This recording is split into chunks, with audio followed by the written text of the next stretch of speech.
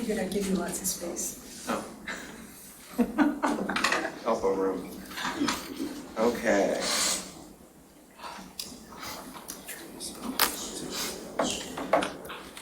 Recording in progress. And our sound's on. Great. I'd like to call this special meeting of the Scio Township Board of Trustees to order at 4:03. This meeting is in addition to the board's regularly scheduled meetings, so I would like to thank the members of the board for making extra time available, and I would like to thank the members of the public who have taken the time to attend this additional meeting. It is our shared goal to use this time wisely. We are holding this meeting in person, but we are still operating under the Washtenaw County Emergency Order, and this extends the option for members of the Board of Trustees to participate and vote remotely. The board has also decided to extend this option to members of the public for purposes of viewing and to make public comments. When the clerk calls the roll, those members of the Board of Trustees who are present at Township Hall need only indicate that they are present. If you are participating remotely, please state so and indicate your location by municipality. Clerk Flintoff, please call the roll. Hathaway? Present. Palmer? Present. Flintoff? Present. Courteau? Present. Jerome? Absent. Knoll? Present, connecting remotely, Scio Township. Vogel? Present. Maybe we can show Alex as pending, knowing that he's on the way. Can we somehow recognize that? I'll note him when he arrives, and I note the time that people arrive. Thank you. All right, that brings us, so the roll call is complete. That brings us to the adoption of the agenda. Well, may I make a quick announcement to the public About the meetings? Oh, sure, go ahead. Just a quick reminder to the public. Thank you for keeping yourselves on mute when you're not speaking. We have about 24 members of the public here. Please keep yourselves on mute. It creates quite a bit of feedback in our room here. So thank you for your attention to that. Okay, well. Let's see, so agenda, and I see Trustee Knoll, your hand is raised. Yes. I would like to propose that we split the three items in F1. These should really be three distinct discussion issues or action items. So it would be, one would be the township supervisor job description, one would be the township administrator job description, one would be the resolution establishing the supervisor salary. But they would be split because they are distinct issues. Support? So there's a motion to amend the agenda and there is support. Are there any comments? Trustee Vogel. I have two comments about that. I think the supervisor and the township administrator go hand in hand. One informs the other. And regarding the supervisor compensation, I want to offer an observation, and then I'm going to suggest this get postponed. This was planned for in the spring and reflected in the budget to be retroactive to the start of the fiscal year.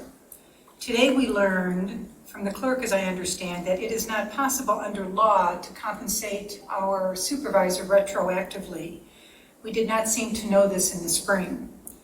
I propose we defer this agenda item until we have a more complete set of information and what options are available. So I would suggest we keep the first two items connected, but potentially defer the third. It's kind of two motions we got. And we got two motions, you asked. Sorry. If I could respond to some of what Jane just said. Sure, Trustee Knoll, go forward. Okay. So I think that the supervisor job description goes hand in hand with the treasurer and the clerk job description. And these three officer job descriptions should be viewed together. So I don't I mean, yes, the administrator is in there, but the administrator and the supervisor are distinct. So I don't think that they should be kept together. I think they should be split. Okay, so we have a motion to amend the agenda, and that motion from trustee Noel is to split And supported by Flintoff. and supported It's on by, the table. yes, it's on the table, supported by Clerk Flintoff, is to take F1 and break it into 3 parts, and we have a comment, but we can't really make another motion at this point. Do whatever you need to do. Right, You're and on the side I didn't sense that trustee Noel was welcoming your suggestion as a friendly amendment, so so the motion that is before us is the one that was made by trustee Noel. Are there any further comments?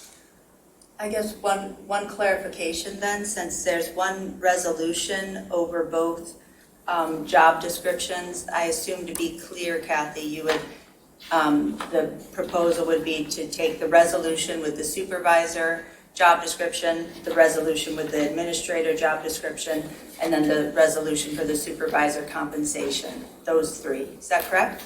Yes. If there are no further comments, I would like to make a comment. I oppose the motion to change the agenda item.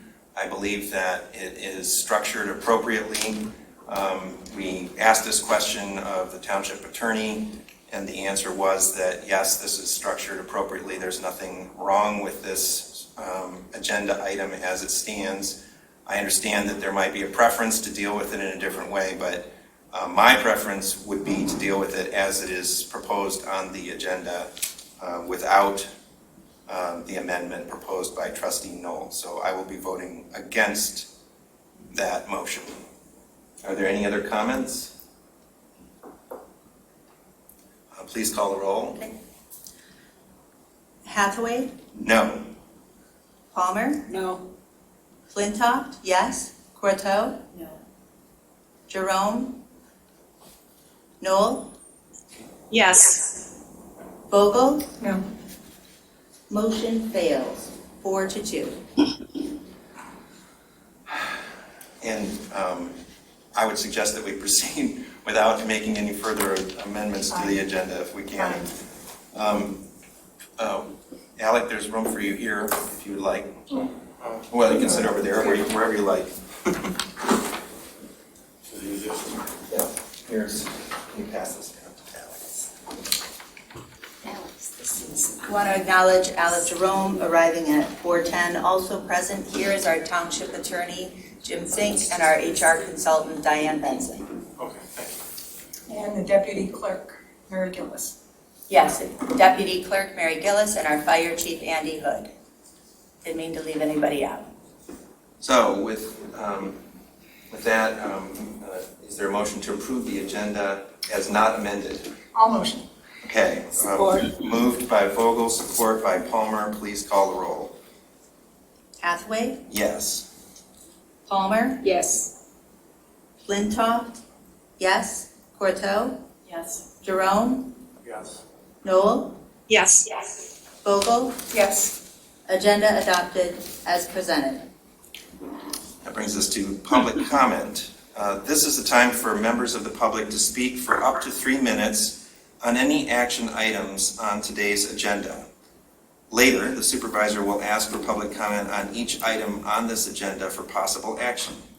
If your public comment is on a possible action item, then you may comment later when the item is discussed by the board, or if you prefer, you may speak to that action item now. You only have 1 turn per action item. There will be another opportunity for public comment at the end of the meeting. As you can tell by what I've just outlined, we are still operating under the old rules of order we adopted when we were elected. As a new board, our goal at that time was to invite comment throughout the meetings. I know some members of the board were eager to debate new rules of order this afternoon at this special meeting, but let me explain why we are not doing that. Under our current rules of order, Many voices can speak multiple times throughout our meetings on nearly every topic. The struggle at times has been to try to finish all the items on an agenda while satisfying the public comments and not go too late into the night. Ideally, we will arrive at a solution to the rules of order that can balance the public's desire to speak with the board's need to be efficient in handling business. We do not have that solution worked out yet, so I felt it was best to move ahead with this special meeting on administrative structure and to do so under the rules of order the public has become used to. To that end, we are holding this special meeting at 4 o'clock in the afternoon pursuant to the old rules of order so that the public comment is part of our effort to hear all the voices we can as we make decisions. Across the board, I know we welcome them as we are serving as your representatives and we want to hear your voices. We will take up the rules of order at a future Board of Trustees meeting, and again, we'll welcome comments then. But I remind you that our focus today is on the administrative structure of the township, and if we can keep to that mandate, we hope to be most efficient in our efforts. To be clear today and prepare everyone's expectations, we have a hard deadline of 7 p.m. to stop our meeting today. Given that, so everyone has a chance to be heard, I would again urge you not to repeat others' comments, and if you can make your point in less than 3 minutes, please do so. We will be listening. If you are participating remotely, I ask that you raise your Zoom hand to be recognized. If you are participating in person, you may approach the table when it is your turn. Trustee Vogel has agreed to serve as timekeeper and will announce when there is 30 seconds remaining and then time up. Out of fairness, please stop speaking when your 3 minutes are finished. I would ask that no one be interrupted during his or her comments. Members of the public will each be given one opportunity to address the Board of Trustees. And although we cannot help but have some repetition, please try to avoid reiterating the same points which were made by the previous speakers, and please do not involve personalities. Be as factual as possible. Public comments are not an opportunity for back and forth dialogue. However, at their conclusion, a member of the Board of Trustees may ask for recognition from the moderator to respond to a question of fact. To the trustees, I would add the reminder that we too should avoid personalizing our comments or ascribing motives to others. We are responsible for listening respectfully, and that means our facial expressions and body language should not communicate either agreement or disagreement with what other speakers are saying. Neither should we make sounds or speak to show support or opposition to others' comments. And when we are in a roll call for votes, it is time to say yes or no. The addition of further comments is not appropriate when the vote is underway. Now, are there any members of the public who would like to comment? There are. I will briefly correct a couple of things you said. We have no adopted rules of order for this board. Our rules of order are prepared and awaiting board action. There are different versions. You indicated one that might shorten public comment. There's another version that would expand public comment. I don't believe it's constitutional to ask people not to repeat, and there's no such thing as a hard stop for a public meeting. It is a goal. There's no such thing as a hard stop. If we do not make it through our agenda, we always have the option to recess or adjourn. Public comment, please raise your hand. We're going to start with the people here in person. First up is Mary Gillis, and then we're going to go to Zoom to Michelle Cody. I think Diane has public comment. Oh, I'm sorry. First up is Mary Gillis, followed by Diane Benson. Excuse me. And I'm not going to need a 30-second warning. I timed this at right about exactly 3 minutes. Good afternoon, everyone. I'm the deputy clerk and newsletter editor for this township, and I'm also a resident. I'm speaking up today to address the first item on your agenda, the supervisor's job description. I have worked for the township since 2018. In the summer of 2019, the clerk and the then manager, Bryce Kelly, invited me to take over the editorship of the township newsletter due to my background in writing and editing for publication. This past year, I've taken on an editorial role with the township website, attempting to ensure that our residents can go there for accurate, up-to-date information that matters to them. It is my belief that if our residents know they can rely on our communications, our newsletter, and our website, they will have confidence in our governing. So I'm naturally interested in why the supervisor includes review and approve the newsletter among his powers in his job description. The supervisor, along with the clerk, have always decided the content of the newsletter, contribute the cornerstone articles, and review the final product before it goes to the printer. This new articulation of the supervisor's role thus appears to be an overreach. It may seem like a small thing, but it illustrates why I think the board should be cautious about approving Will's plan for his job overall. The handling of public comment at these board meetings provides a parallel example of overreach with unintended consequences and demonstrates why I am wary of the supervisor's desire to take sole authority over the newsletter. By statute, the supervisor is the moderator and helps set the agenda for these meetings. This supervisor has used those limited powers to attempt to control what feels out of control to him, namely public comment. This supervisor has set a bristling group of rules around public comment, rules that were not agreed upon by this board at any public meeting that I am aware of. The result is an infuriated public. The unintended consequence, more public comment than you know what to do with.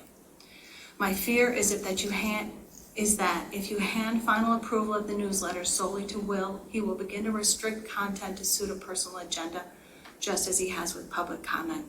The newsletter has always been published by the Board of Trustees for the residents of Scio Township. Will first began talking about having final approval of the newsletter when he was unhappy with the content of one of the clerk's columns. Is the sole authority he seeks an attempt to silence the clerk? What if it's your voice he is threatened by when you contribute your next article to the newsletter?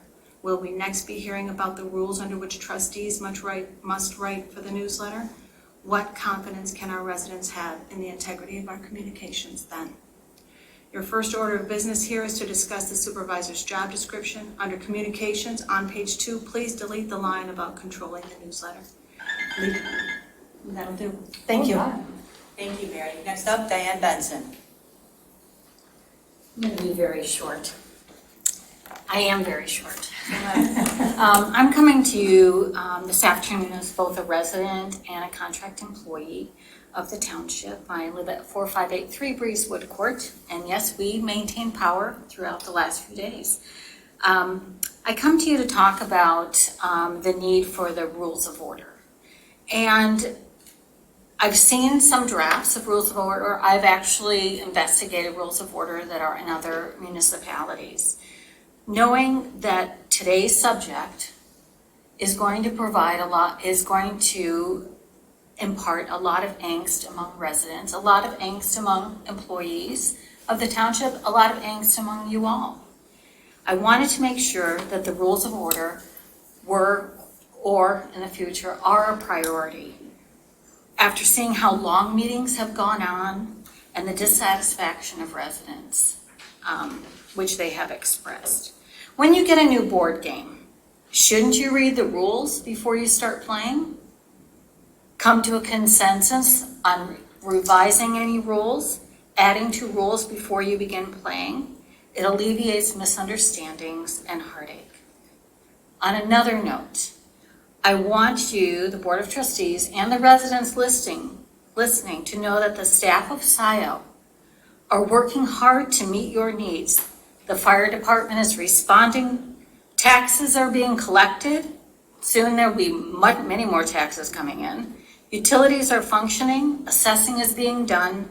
Invoices are being paid. And the administrative staff is serving you all.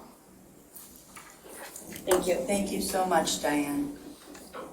Next up, joining by Zoom, first up is Michelle Cody, followed by Peter Davis. Michelle?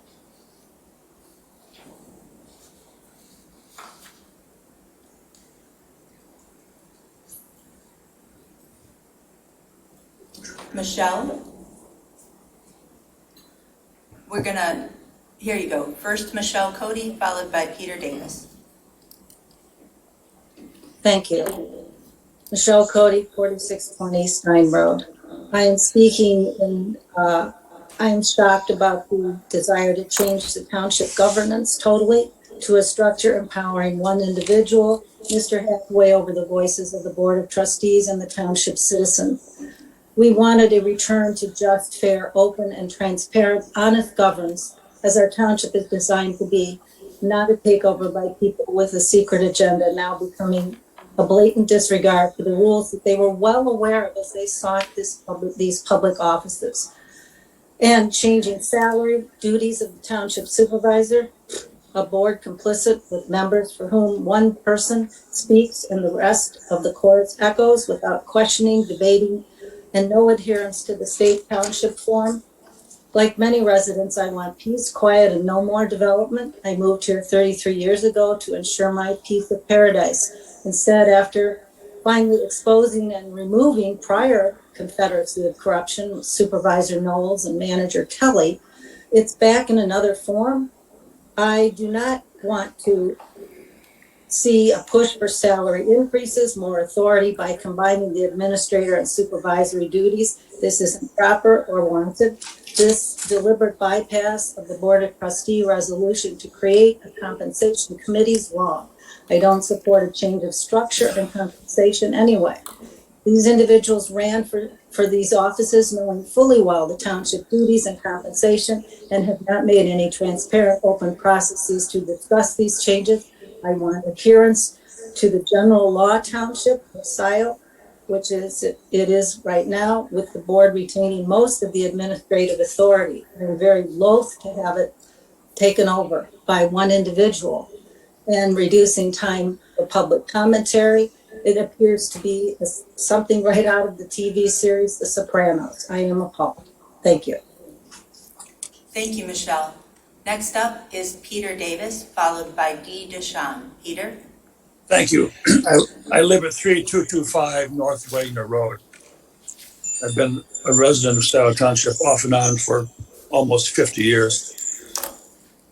I'm concerned about a lot of things tonight, particularly the manipulation of the agenda and the timing of these meetings. Most of us work until 5 or later, and I'm used to a 7 p.m. Township Board meeting.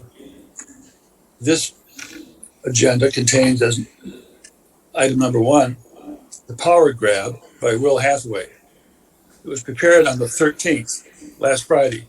We had a power outage on that day. I didn't get my power back up until Sunday, and then discovered that my surge suppressors had been blown out. So I didn't look at this agenda until today. And the meeting was moved from 7 p.m. to 4 p.m. Mr. Hathaway was elected to a part-time job. He ran for a part-time job, and now we see a power grab with this authoritarian set of rules and a description of his job where he encompasses almost every aspect of township governance. It's a very authoritarian proposal. I'm totally opposed to it. The township's spending too much money, and for him to now move from a part-time job to a full-time job and ask for a salary raise when he's had less than a handful of meetings in the township hall is outrageous. I see almost every meeting begin with some sort of motion that seems to be pre-organized, that's usually made by Ms. Vogel and seconded by Mr. Jerome, and then voted on, with everybody voting on it except for Kathy Knoll and Jessica Flintoff. I think that there's a power grab here that is inexcusable, and I think that the citizens need to rise up and do something about it. Thank you. Thank you, Peter. Next up is Dee Deshawn, followed by Kathleen Brandt. Dee? Yes, thank you. My name is Dee Deshawn. I live at 560 Little Lake Drive. I have been a resident of Scio Township for 10 years, 10 quite wonderful years. I haven't been to a meeting since the before times, I think we're calling them, when I could be there in person. And I especially am very grateful that I can be here by Zoom, because I'm a 77-year-old senior. I have health issues. And I did understand that there was an attempt to try to cut off public comments from people calling in on Zoom. And from what I'm hearing from other people, this seems to play right into the plan to try to have fewer comments. I also am concerned about a special meeting being called about salary. I'm just wondering, are not once a month meetings enough? And if the goal is to have efficiency, and so in that regard, to cut off public comment, I think that's a travesty. I think there needs to be some improvement, whether meeting more often or whatever, but I'm sorry, we're the people who basically chose, at least most of you. Also, the rationale, I've read through the whole packet of the agenda. And what it seemed like the main rationale for paying for a full-time person in a part-time job was working 60 to 70 hours a week. Here's my thought. Working 60, 70 hours a week in a part-time job can indicate poor use of time, not necessarily getting more work done. I would really like to see a better rationale for full-time pay for a part-time position. That's it, and I really appreciate the opportunity to be able to speak to you in the safety of my own home. Thank you, Dee. Next up is Kathleen Brandt, followed by Bill Stein. Kathleen? Hi, this is Kathleen Brandt, address is 2534 Rose Lane Drive. I would like to correct the record of comments that Mr. Hathaway stated regarding the rules of order. I took the opportunity to do an audit of the meeting agendas. I went back as far as I could when Supervisor Knoll was in effect. His language regarding public comments did not change for the entirety of all audits I did going back sometime based on what was on the website. Now, I also did an audit for the public comment language. From what I can pull, there was only one that the file was too big. I could not access it, but from January 12th up until today. In my audit, I showed that the language for public comments has substantially changed for 15 out of 19 of those agendas. So to say that the rules of order are as exists in not being changed is not factually correct. I mean, it goes from the first change that I noticed was public had 5 minutes to speak, and then immediately with this new board, we had 3 minutes to speak. I saw changes that moved the public comments beyond reports. I saw changes that said we can only talk about discussion only items. So these are huge changes. So echoing what our last resident just said, there's a great deal of time that the supervisor is spending in reformulating rules of order for public comment. So if that's in the 60 hours of work per week, that's really outrageous. So anyway, that's to correct the record. Anybody can do this work. Even today, the language has changed. It said the public can only speak on one item. That's direct change from the previous agenda item for public comments. Thank you for your time. Thank you, Kathleen. Next up is Bill Stein, followed by David Reed. Bill? Oh, hand not up anymore. Yes, Bill. Clerk Flintoff, may I defer to speak after David Reed? Yes. Thank you. David Reed, followed by Pat Stein. David? Thank you. My name is David Reed. I live at 713 Merlin Way. As you know, I was deputy clerk for a number of years and the board of trustees for 10. After my first reading of these materials for today's meetings, I was impressed with how well written and complete the job descriptions are. I understand they were compiled by the township's HR consultant, Diane Benson. Thank you, Diane. Good job. They read very well, and I think they paint a good picture of the job that's required. The job description for the supervisor would be suitable for a competent, trained, empathetic, professional manager who has 5 to 10 years of government service, understands government processes and procedures, respects and has the respect of his or her staff and the township residents, and listens to and takes advice from his or her fellow board members. Unfortunately, currently that does not appear to be the case in Scio Township. After rereading the materials, I see that the supervisor has made some seemingly minor changes to the documents, but these changes have a major effect on the operation of the township. These changes may indeed put the township in violation of state law, but that determination is above my pay grade. Add to this the fact that certain board members are rude to and disrespectful of each other and Scio's residents, that the board has on several occasions attempted to limit residents' participation in board meetings, that the board has actually changed residents' comments as recorded in the minutes because they didn't like them.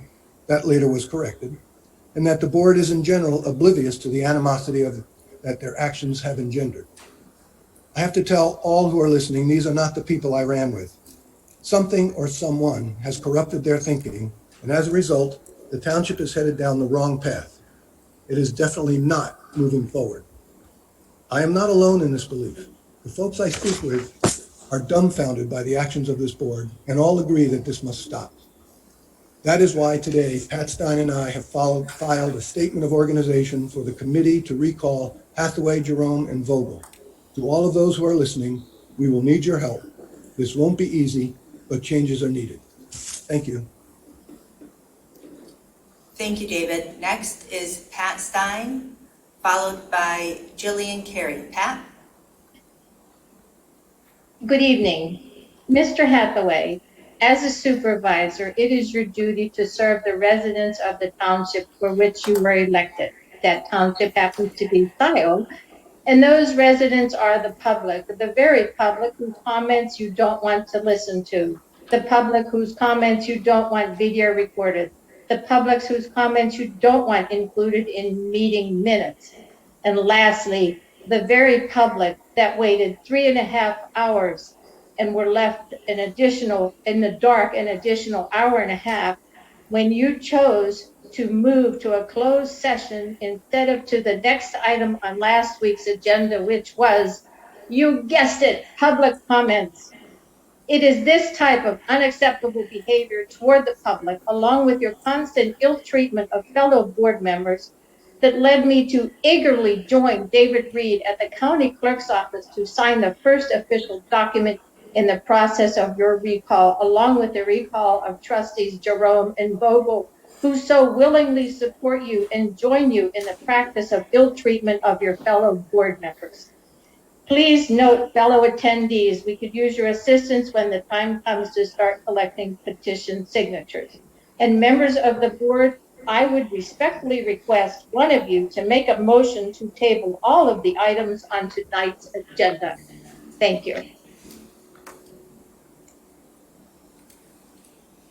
Thank you, Pat. Next up is Jillian Carey, followed by Kim Phillips-Nope. Jillian? Good afternoon. 153 Luella Avenue. I read through the board packet thoroughly, and I have some deep concerns. I'm urging the board to go back to the Governance Academy, the very first class that Attorney Jim Fink presented, and that he did a very good job of going through what a general law township is, and also what a charter township is. Reading through the packet of Supervisor Hathaway's job description, there's a lot of red flags for me. I'm going to read this to you In a general law in Charter Township, the supervisor is an officer of the township board and has an equal voice and vote in township board proceedings. In a general law township, the township board retains most of the administrative authority. By voting to give Supervisor Hathaway what he wants for his job description, it's taking away your power. It's taking away the power of a general law township. In a charter township, the act grants the charter township supervisor more authority over the day-to-day operations of the township. If Supervisor Hathaway is working 60 to 70 hours now, how is he going to do every single job description on his list? A superintendent, MCL 42.11, lists a lot of his job description. So my question to you is, are we heading for charter township? Are we priming Supervisor Hathaway to be a supervisor for a charter township? And I want every resident to understand, a charter township, our tax base goes from 1 mil to 5 mil. I'm urging you to go over this again, this job description, and think about, are you willing to give up your power? One other thing is, Diane Benson and Mary Gillis, they had better not be reprimanded for speaking as Scio residents. Thank you. Thank you, Jillian. Next up is Kim Phillips Nope. And I see no other hands after Kim. Kim? Thank you for the opportunity. I had a chance to read through some of the packet as well, and am deeply concerned about the amount of authority that's being proposed to be given to Supervisor Hathaway for many reasons.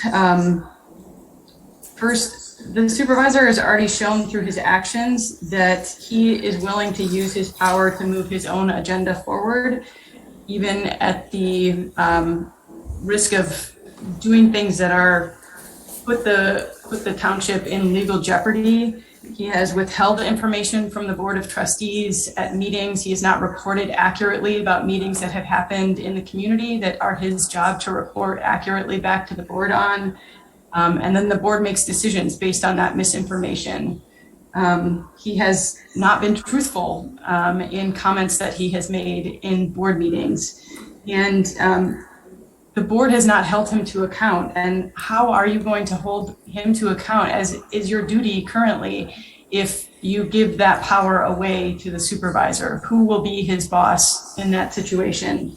I also agree with the comments that have been made that if he stuck to his statutory duties, he would not need to increase his pay. There is no need for that. You, as Mr. Davis said earlier, you ran for a job. You knew what the job description was. You knew what the pay was when you applied for the job. And to go back now and say it should be something different at the taxpayer expense is incredibly problematic. I also noticed that he has conflict resolution in his job description. As somebody who has worked closely with the supervisor trying to have a community conflict resolved, I find that laughable that he would be the person that we as citizens are supposed to trust to help resolve conflict, when in fact he has been the one who has caused conflict in our community and then not taken responsibility for it when it happened. I am unbelievably concerned about this. I hope that the board does not vote as you have in lockstep, predictably with the supervisor, and that you vote as individuals who are independent thinkers and can hopefully see beyond this moment what the impact of your decision will have in the future. Thank you very much. Thank you, Kim. I see no other interested public. Will? Okay, so we're moving, well, actually on the agenda it says consent agenda, I see, but actually we don't have a consent agenda. We'll just skip right over that. To new business. First item is item F1. I will introduce that. This is the possible action for the supervisor and township administrator authority, supervisor compensation. The Board of Trustees has responsibility for administration of the township. Indeed, most of the authority for the governance of the township is vested in the Board of Trustees as a whole. It is up to the board to delegate elements of that authority as it determines is in the best interest of the township. This board inherited a vacant position of township manager. The prior township manager left in September 2019. We began discussing this problem when we took office in November of 2020. We have discussed this at multiple meetings, including a lengthy meeting in January. We conducted a survey of employees and others serving in township government. We reviewed comparison data on other nearby townships. We had a thorough presentation on an alternative form of administration from the clerk. In March 2020, we formed a special committee of the board on administrative structure. The committee met multiple times over several months and produced 2 competing models. On May 11th, the board voted in favor of the township administrator model and authorized the supervisor to select a search firm. That step has occurred, and the search for a township administrator is now underway. At the same time that the board chose the township administrator model, the township hired a human resources consultant. In the past 3 months, Diane Benson has provided crucial support in our successful search for a new assessor. She is working in close support of the township administrator search. She has helped with creation of the recently authorized deputy treasurer and human resources generalist positions. She has also supported the successful search for an IT managed service provider. We all owe Diane a debt of gratitude for her work, and we share a sense of astonishment at all that she has accomplished in a short period of time. Being mindful that Diane's contract concludes in a month, we have another important search to get underway. The project manager position is agenda item F3. It is vital to get that search process started. For this reason, we have delayed consideration of rules of order. We will soon turn our attention back to that unfinished task. Other unfinished business from the May 11th Board of Trustees meeting is 1, the clarification of authority delegated by the Board of Trustees to the supervisor and township administrator, and 2, the related adjustment of the supervisor's compensation to reflect the level of work and time necessary to accomplish it. The reality is that the job of supervisor is full-time. Both of the models that were presented in the administrative committee and that the Board of Trustees considered in May recognized that reality. We included funding for the position in the budget, recognizing that last year, in the absence of a township manager, the supervisor was paid a full-time salary of $72,000. If the suggestion is that we only need a part-time supervisor if we have a township administrator, then I strongly disagree. The work has grown as the township has grown. We need a full-time supervisor and a township administrator. The board approved a budget for the fiscal year beginning on April 1 that includes a supervisor's salary of $72,000. We need only authorize that budgeted expense. There is an item that I want to make clear that came to my attention, and that is that we cannot do that retroactively. And so the resolution that was in the meeting packet is not the resolution in terms of compensation that we will be considering this evening. Some have pointed to the plan for a compensation commission as a reason to delay action on the supervisor's salary. This would delay adjusting the supervisor's salary until the start of next fiscal year, because April 2022 is the earliest date that a salary determination from the Compensation Commission could take effect. It is unreasonable to ask for further delay. All 3 of the township's officers are working full-time. All 3 should be compensated accordingly. With that, let me ask our board members to comment on this agenda item. Clerk Flintoff.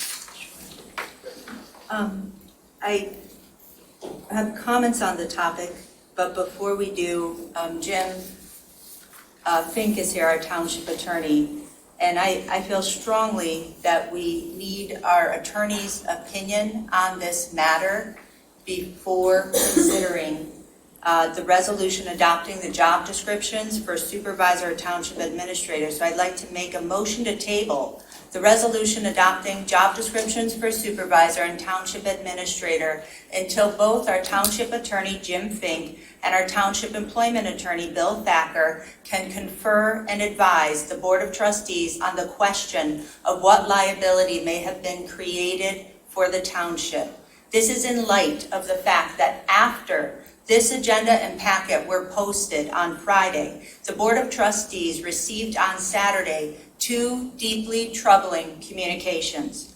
Both were from an individual unaffiliated with the township who has claimed to be lobbying the Board of Trustees on behalf of 2 officers and 1 staff person to change the organizational reporting structure that has forever provided the township with fundamental checks and balances over public monies, and who is promoting changes that are eerily in line with what the supervisor has proposed here today.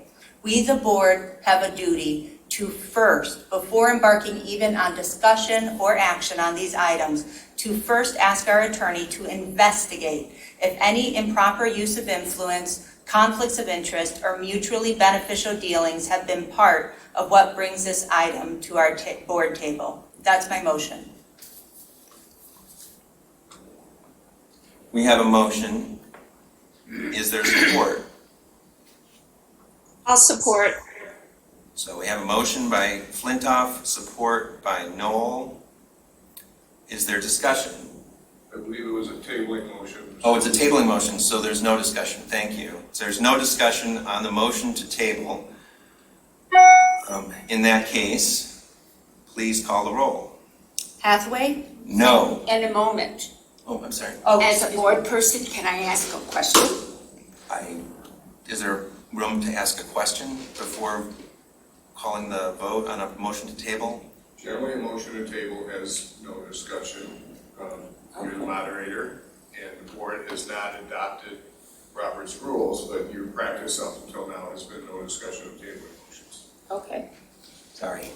No, that's okay. So my vote is no. Palmer? No. Flintoff? Yes. Courteau? Jerome? No. Knoll? Yes. Vogel? No. Motion fails. Okay, can I ask a question now? Yes, you may. What are these communications, Clerk Flintoff, that you referenced in your motion information? I've seen nothing across my desk. The entire board received 2 emails this Saturday from a resident of Ann Arbor who owns property across the street, who has said that she is lobbying on behalf of 2 officers. And we discussed this yesterday, these emails. And I think that because this person has no formal role with the township, it's like checking your sources. There is an interest at play. I think it is our duty to make sure we understand what that interest is and direct our attorney to investigate if there are any interests there. It was so odd and troubling to me. Typically, people don't jump up and volunteer, particularly residents of Ann Arbor, particularly those who have no contract or other arrangement with Scio Township. And it appears, the claim is that there were discussions, that there were drafts, and that what was being lobbied was on behalf of a staff person and 2 officers of the township. And so I want to be, that is my concern, and that's why I have a motion to table, which has failed. I think I understand the communique that you're talking about now. I disagree with your interpretation, but I do understand what you mean now. Okay, well, we've dealt with that. We've had the answer to the question. We've voted on the motion. Now, can we move on to discussion of the agenda item?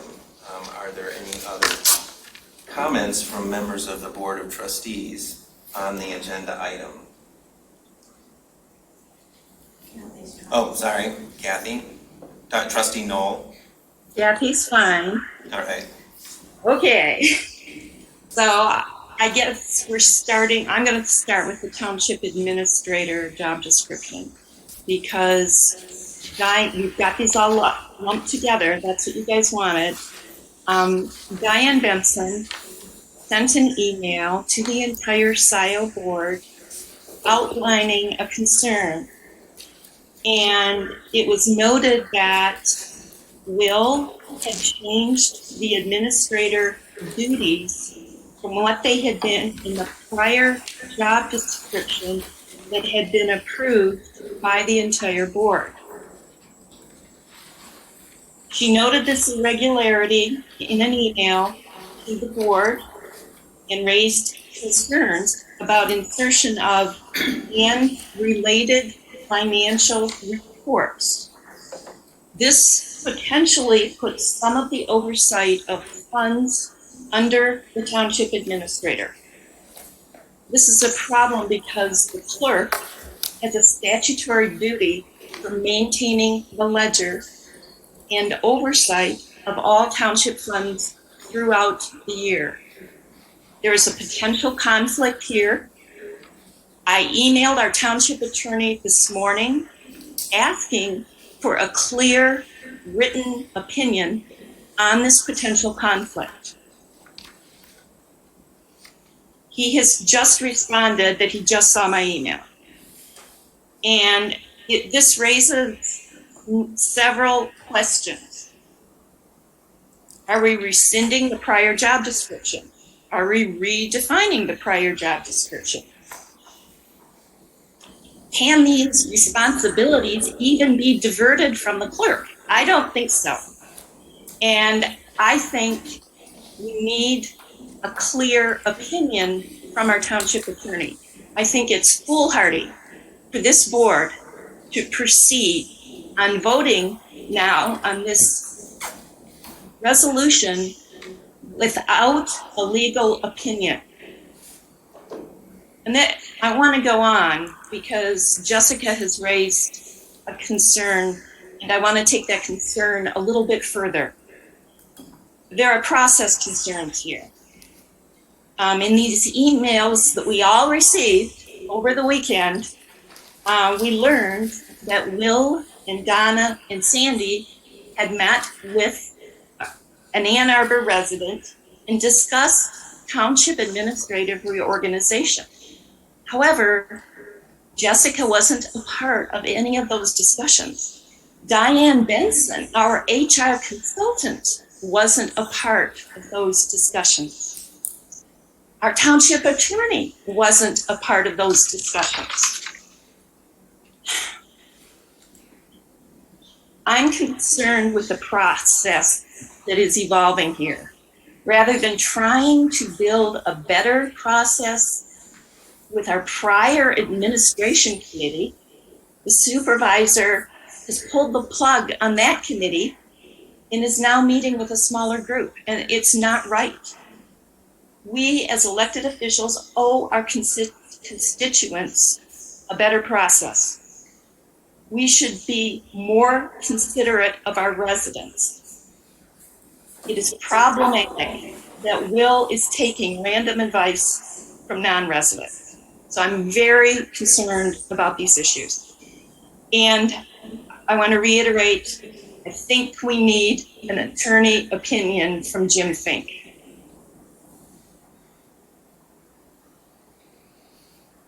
Thank you. Thank you. Are there other comments from members of the Board of Trustees? I'd like to know what meeting it was that you have stated, Kathy, that I attended. Well, I did not. The implication in the emails was that there had been more than one meeting. I don't know. I mean, I was going to ask you for more information about it, and Will. I don't know. I haven't been involved in any of this topic of discussion with Will or whoever the other person was you mentioned. I have not. I don't know where this information is coming from. And it's hard to defend yourself when you don't know where it's coming from. Did you get the emails over the weekend? I didn't get any emails until I got here yesterday morning. I had no power. Okay, well, that would explain it then. Will, perhaps you could shed some light on this. For Donna. Yeah, okay. Well, I'm interested that you're, concerned about process, but your speech that you just gave, threw out all sorts of ideas about process, it's just pulled out of the air.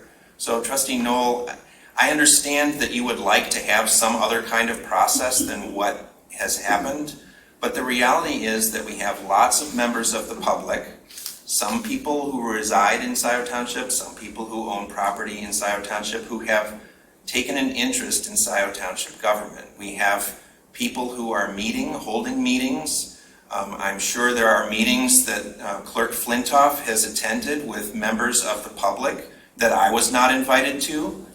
I'm sure that they discussed things about Scio Township administration that were not shared with me.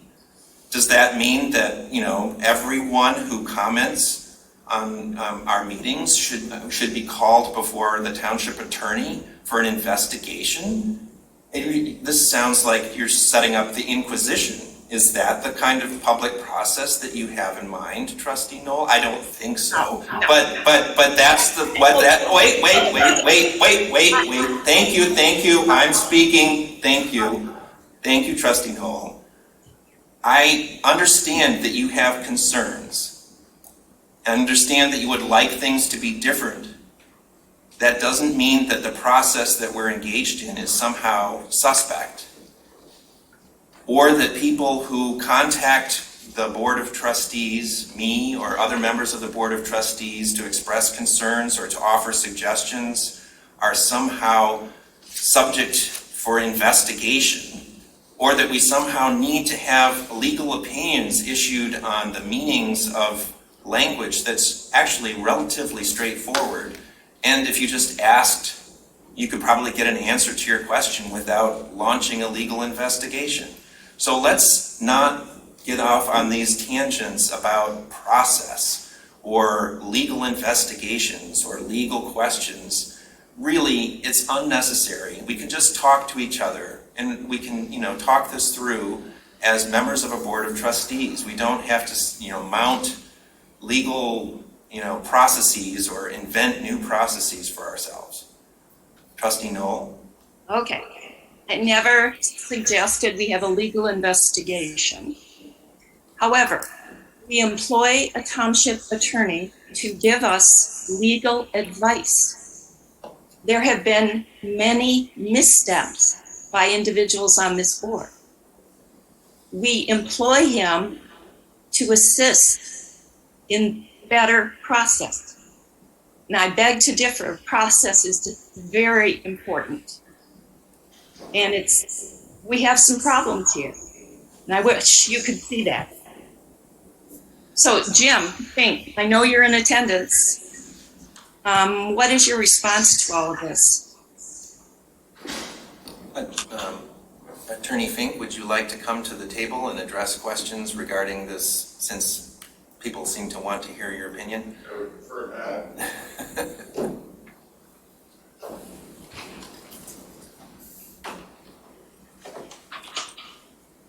Thank you, Jim.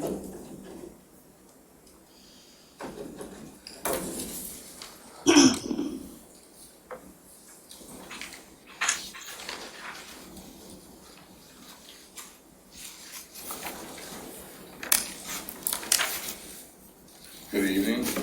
So I think one of the questions anyway has to do with some of the highlighted text in the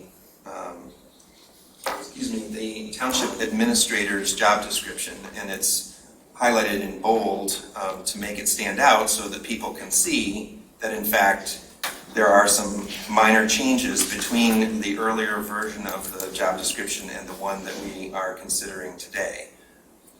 One of those changes is on page 9 of the meeting packet, and it is under finance.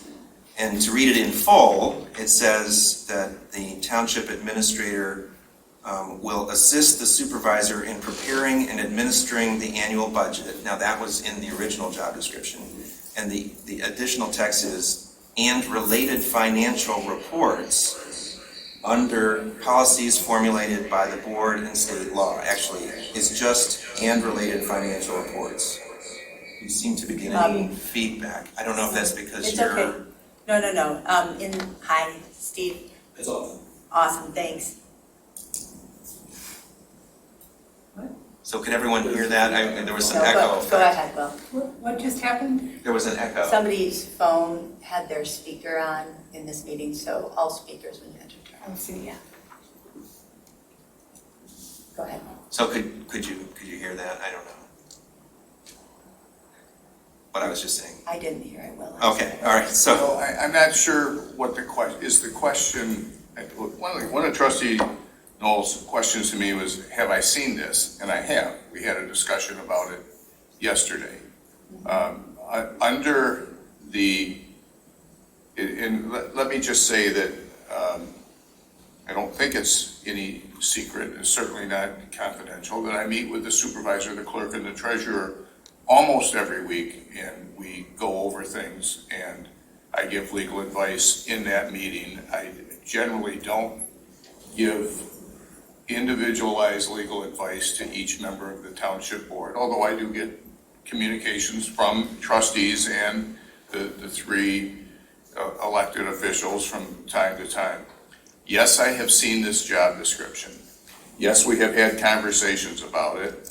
I generally don't repeat my privileged communications with my clients, especially not in a public meeting that's being recorded.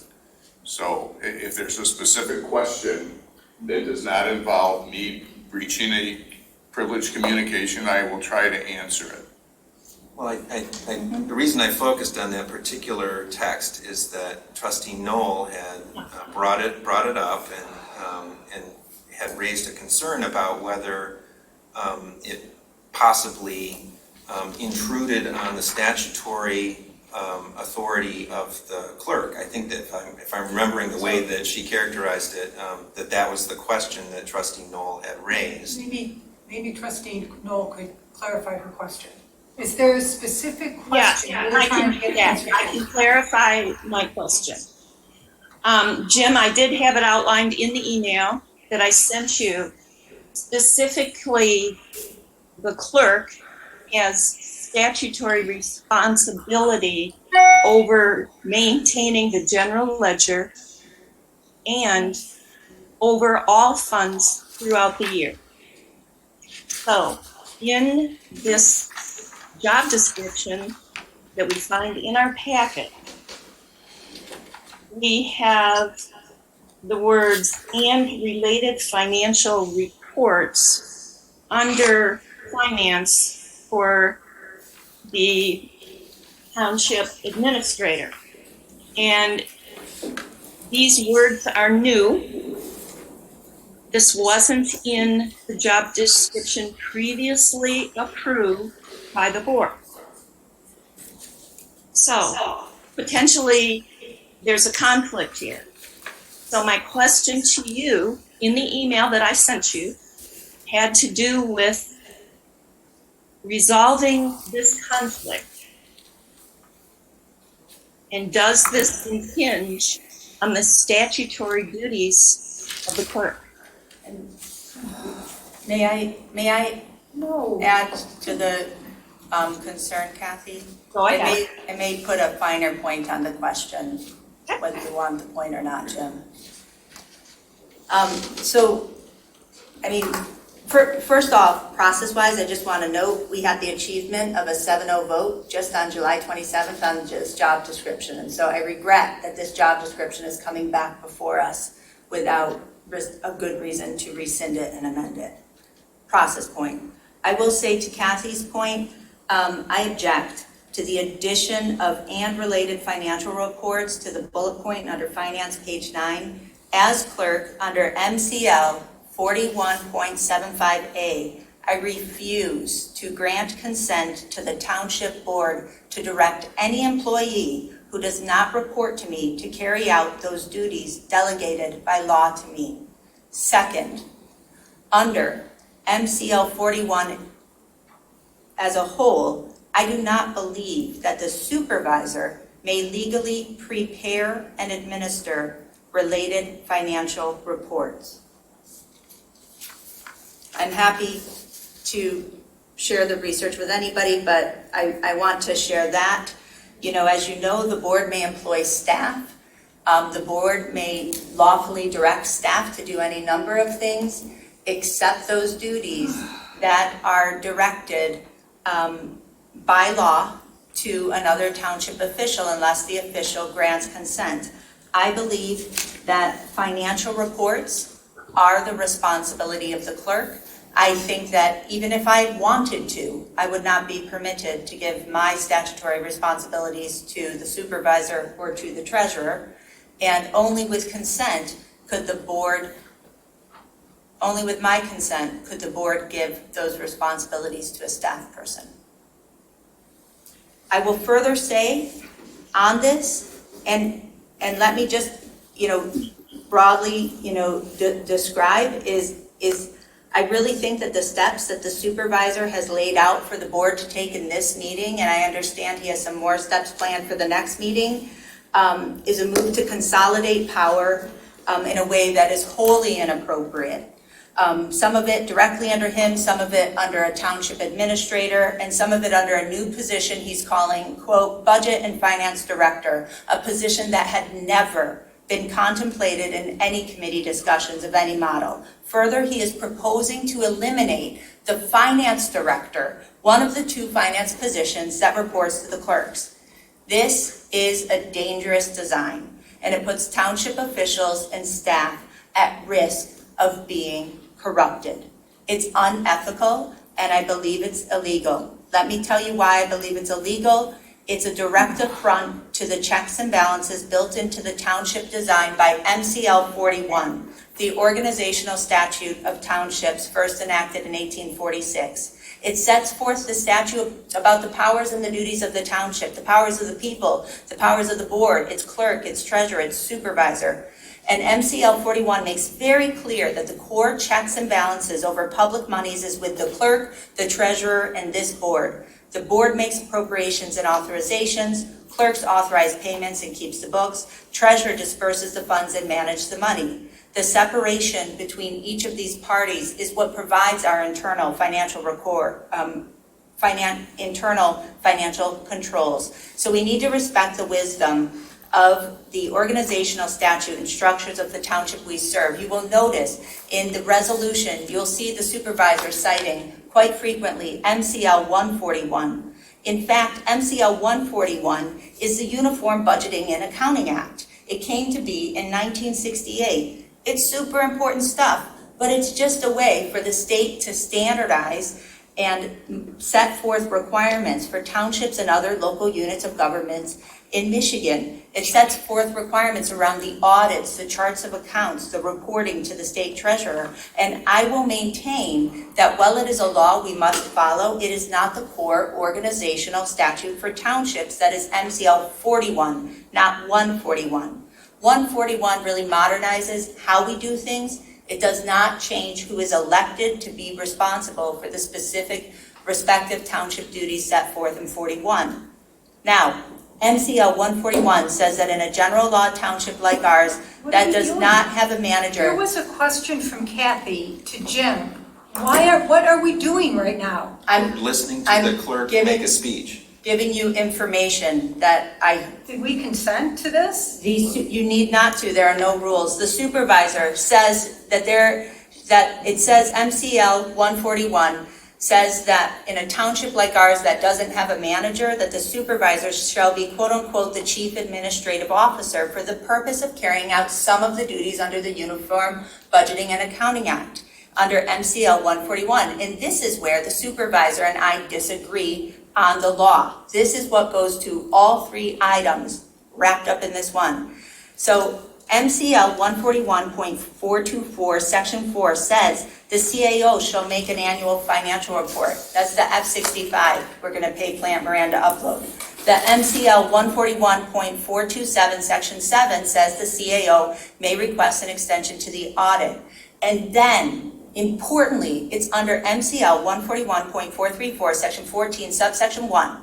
The township board has discretion to assign budget presentation, preparation, monitoring, and reporting to anyone in the township. And through our resolution that we passed on March 23rd, Resolution 2021-11 for budget year, fiscal year end 22, we placed responsibility for monitoring the budget to the supervisor. And I think that is a great thing. And we put responsibility for reporting under Section 13 periodic financial reports to the clerk. So already this board has exercised its discretion to say that reporting shall be with the clerk.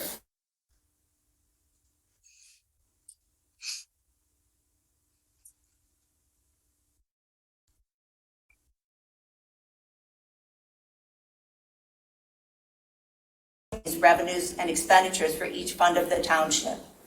And so with that, I refuse to grant consent for the related financial report or for any finance functions moving under the treasurer or supervisor or any of their staff. So Jim, the question that was put to you, I think, is, and I think we discussed this, well, I know we discussed this with you when we met yesterday, are these resolutions correct? Can they go forward as they are written? You mean, what do you mean by correct? Well, I'm only looking at the administrator job description right now. And I will remind you that I have said before, I prefer not to give you legal advice in a public meeting. And I'm sure Jim would also welcome another motion to table. but since we have talked about it, as I understand it, we're talking about the three changes in this specific job description. It adds human resources generalist and project manager to the chain of command for the administrator, and it adds the words and related financial reports under the finance. And the fourth change is it changes supervise and / oversight to supervise. Okay. At top. Yeah, it's not bolded because it's not there, so I missed that. So the first part of that, I think, is who is responsible for finance in a township? And I will repeat what I have said before, is that is clearly and soundly to me the responsibility of the clerk, who is responsible for the general ledger and the books and records, and in conjunction with the work that the treasurer does, there's the checks and balances that are there. That does not mean that the supervisor can't prepare a budget or have the administrator assist the supervisor in preparing and administering the annual budget and related financial reports under policies formulated by the board and state law. I think the question comes up, what do we mean by and related financial reports? There is a, and I know Mr. Davis is listening and he will correct me on anything later, but there is a principle under the law that you presume statutes and ordinances to be valid and you read them in the way that makes them valid. So if someone interprets and related financial reports to mean that the board is saying the clerk is not responsible for the general ledger and not only responsible, has that authority, then that interpretation would be incorrect. But if you interpret it as I do, which is that the supervisor will be preparing the budget with the administrator and the related financial reports that go with the budget, such as getting information from the clerk and the treasurer, then I don't see how it is a conflict between the two roles or that it would be illegal. When Trustee Knoll first asked the question, I thought she was asking about a potential conflict between the job description that you adopted recently and this one. And my answer to that is that the board can amend motions and resolutions and ordinances as much as it wants. And I'm not giving a political opinion on this, whether it makes sense or not. And bodies do that all the time. We see Congress and presidents make 180-degree shifts in policy when someone new takes office. This board could do exactly the same thing. So if you want to adopt a new administrator's job description every second Tuesday of the month from now until your terms end, you have the legal authority to do that. I would say that that would be ridiculous, but you can do that. I think I have answered the three things that I thought I was being asked. And one clarification, I read it as prepare and administer related financial reports. Me too. I had a broader interpretation of that. I think Yeah. Attorney Fink has answered this question, that people can read things into documents and they can come away with an interpretation that is counter to what the intent is of the language. That's possible to have happen, and that if that happens and it is, and that interpretation is, shows that there's a conflict with statute, that we can clarify that, oh no, that's not what it meant. My answer to that is you can have your administrator prepare and administer any report you want as long as it doesn't infringe upon the statutory authority of the treasurer or the clerk. And the supervisor, I assume, would be delegating some responsibility and authority there. Well, delegating authority, you can't delegate your responsibility. So again, when you read that in the context of the authority of the other elected officials, I don't think that it creates a conflict. With the word Because administer. the administrator cannot usurp the clerk's authority. Trustee Corto. I wonder whether simply substituting the word analysis for report is part of what this issue hinges on, because this is not trying to diminish any of those reporting duties of the clerk. In my reading of this, it sounds like it's mainly financial analysis and understanding the implications. Does that make sense with your reading of it? Yes. And Jackie, I don't read it alone. I read it with the eliminating the staff that does the reporting, the clerk does. What was the word you used? Eliminating? Yes. But we use our staff because one individual with things we have to do can't do it. That's why we have our staff. So I'm not sure. No, I'm sorry, Donna. I'm talking about, if I were looking at these words alone, we just adopted this job description 7-0 3 weeks ago. It's significant that the supervisor has brought it back to add 4 words, risking a 7-0 vote, because I certainly will be objecting to this. I thought it was an achievement that we reached consensus on a job description for an administrator. So clearly, it's significant, and I remain opposed and I refuse to grant consent. Trustee Vogel. I actually have some things to say in a minute about the actual work that needs to get done in the township, but I'm going to put a pin in that for just one more moment and ask a question. When you made this change, what was your intent? What do you mean with these words, related financial reports? I will offer one observation. What I have experienced on this board since December of 2020, and I will be direct, a lack of financial reporting.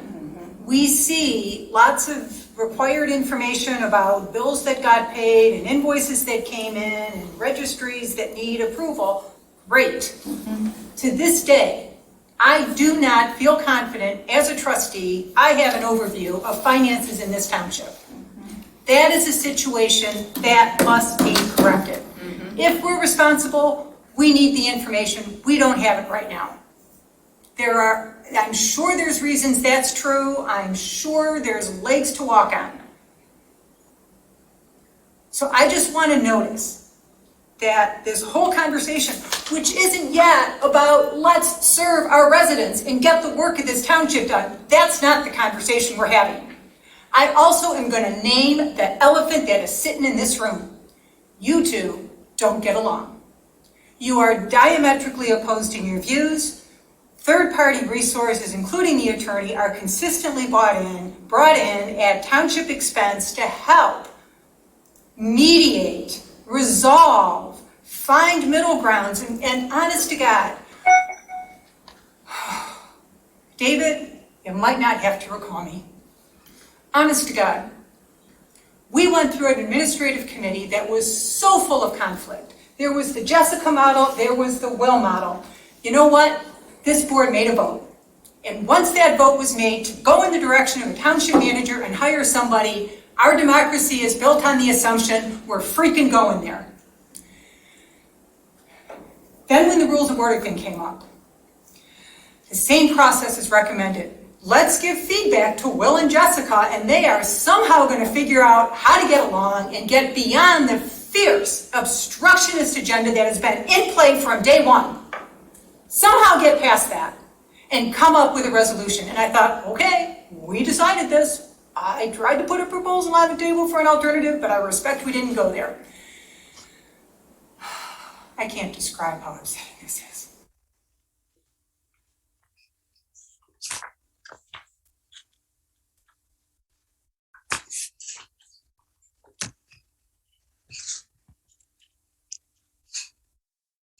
Eight issues. Then I heard a minute ago the phrase, I got a version and I got a version. I hope to God that's not true. No. Because you two need to figure out how to work together. I'm not done. My turn.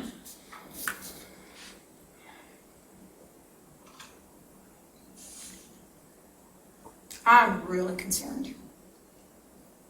I'm really concerned about us as a board.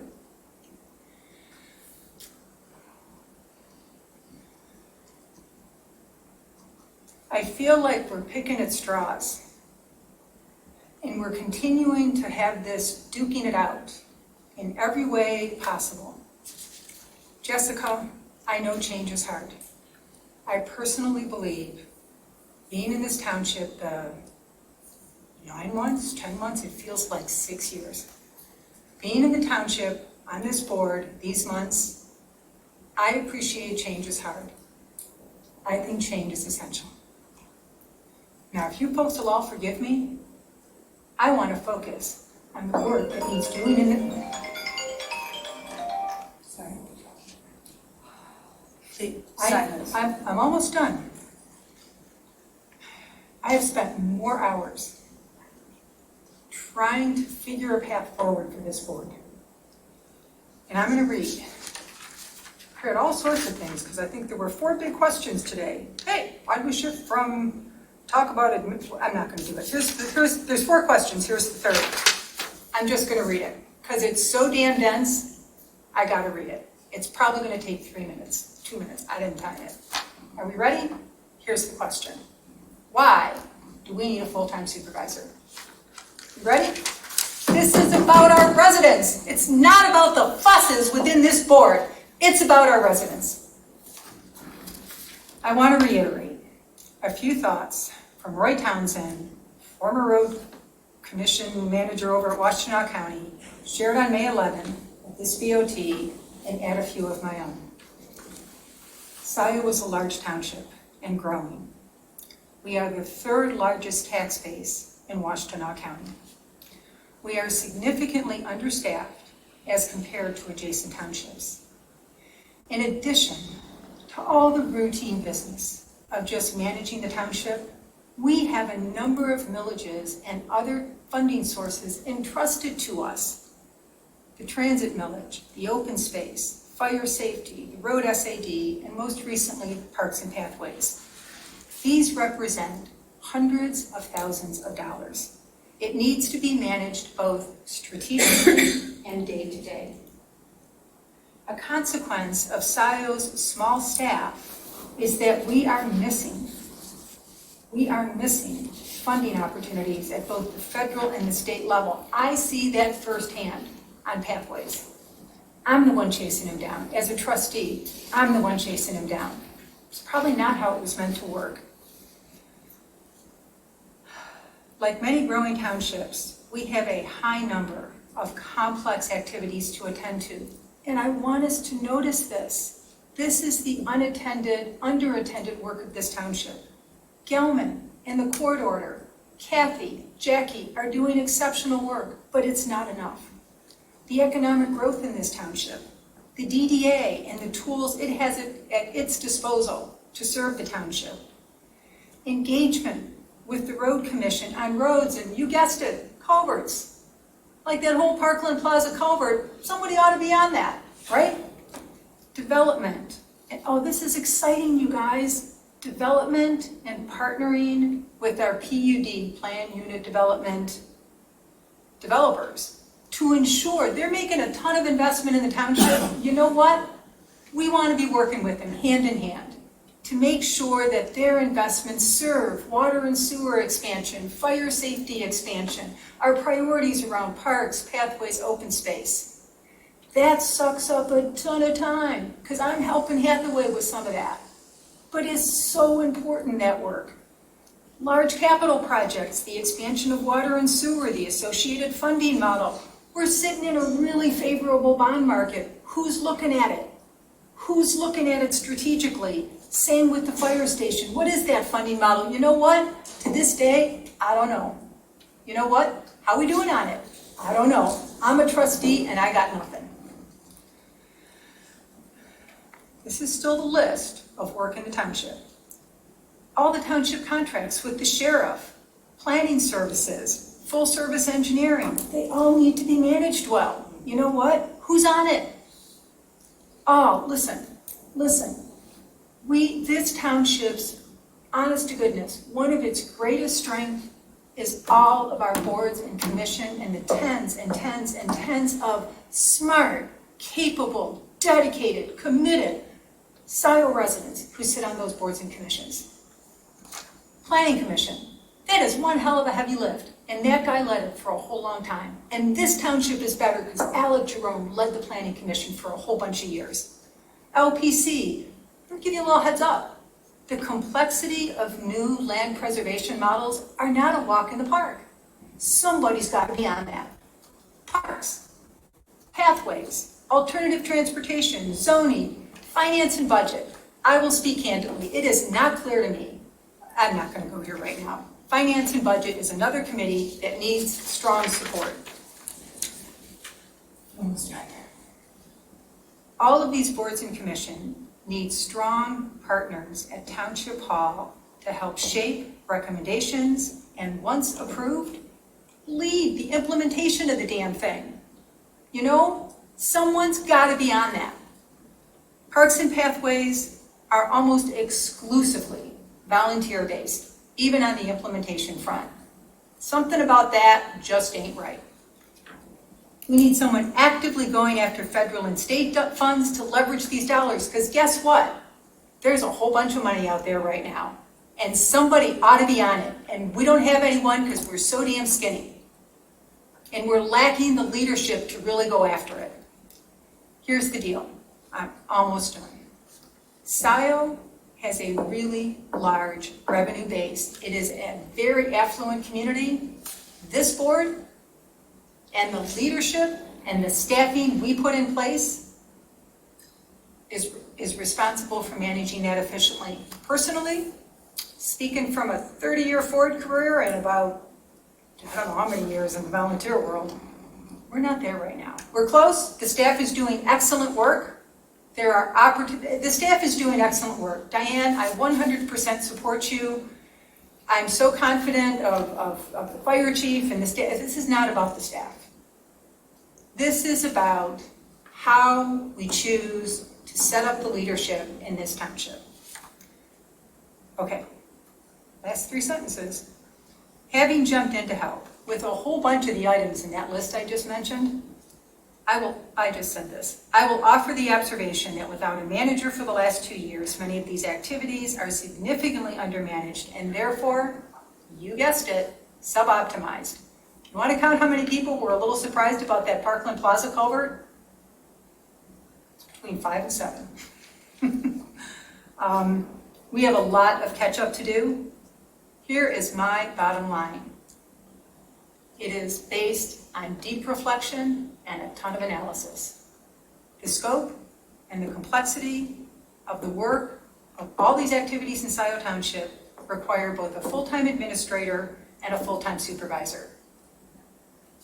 Now, I'm a little fish out of the water sometimes in this municipal world, and honest to God, Jessica will just give you the prize for the local expert. But in my mind, all this stuff is making me crazy. Jim, if I'm like way off the mark here, just tell me, but I don't think I am. In my big picture view, I don't want to get nailed for being a big picture person, because I have been. In my view of the world, the treasurer is responsible for all the money in. She better be on it. The clerk is responsible for all the money out. And you better be on it. And man, I just thought we were fat, dumb, and happy with the recognition that the supervisor is the one that blends those two things, the money in, the money out, blends it into a budget, and oh, by the end of the year, we got some reporting to do with an audit to the state. It seems like, I don't know, that's just my view of the world. I got a whole bunch of statutes that I've looked at, and I think that that's consistent. I beg this board. And Kathy, your thing on process, we have been in this conversation for 10 months. We are derelict in our duty. I'm going to say it again. We are derelict in our duty if we don't pull this to closure soon. You can get away with 2 years without a manager, but some wheels are going to start falling off the bus until we get a handle on this. I am personally in favor of a township administrator, of a township supervisor, of a clerk, of a treasurer, and oh my gosh, people, wouldn't it be amazing if we could think of them as the leadership team for this township and they could all work together and get along? That is my hope, and I'm done now. Thank you, Jim. I also have to go to the bathroom. I do, I just need to step out.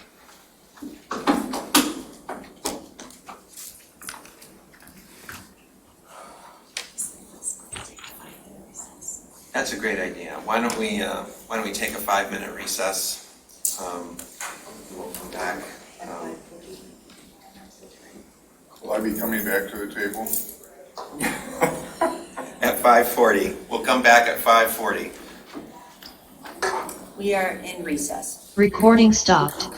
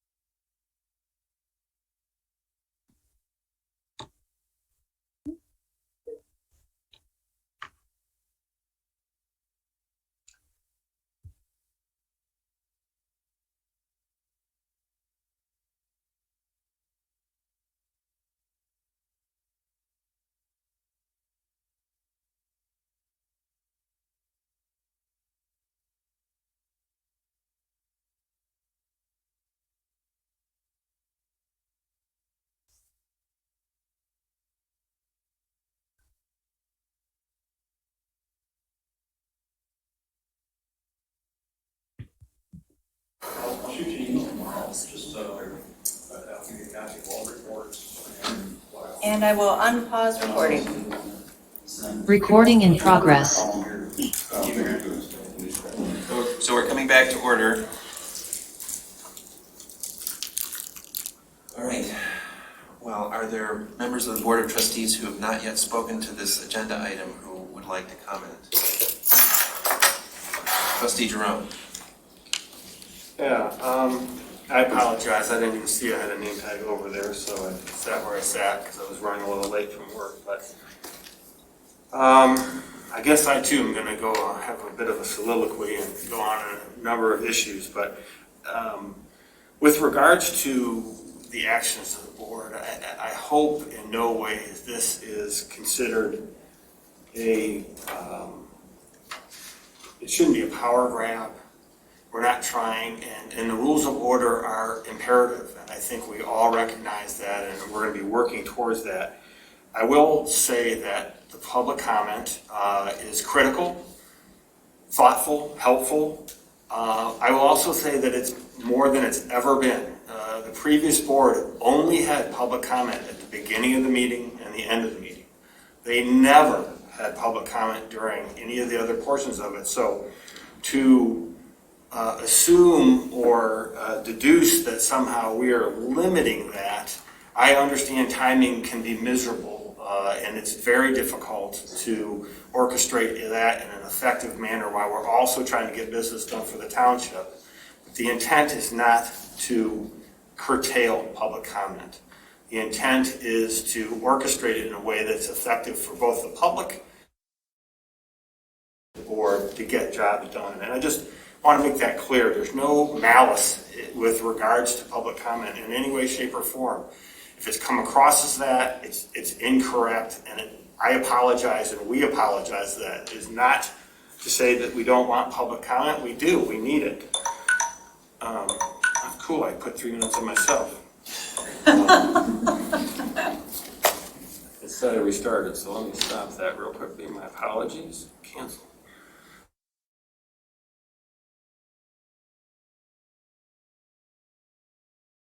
For approximately 2 years. Let's just use that as our benchmark. And I think we're in the process of untangling some of the functions that have been absorbed by individuals in the spirit of getting things done.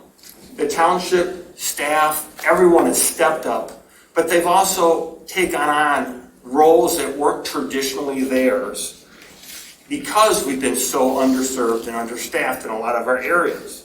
Jim Murdy was a great example. You know, Jim Murdy did leaps and bounds beyond what the traditional assessor was to do. But he did it in the spirit of the township. He did it in the spirit of good-natured help and assistance for the township in general. As the township continues to grow, we need to refocus staff attention to their real responsibilities. We need to get them back and get their eye on the prize. Let them do what they're supposed to be doing, not taking on other people's responsibilities.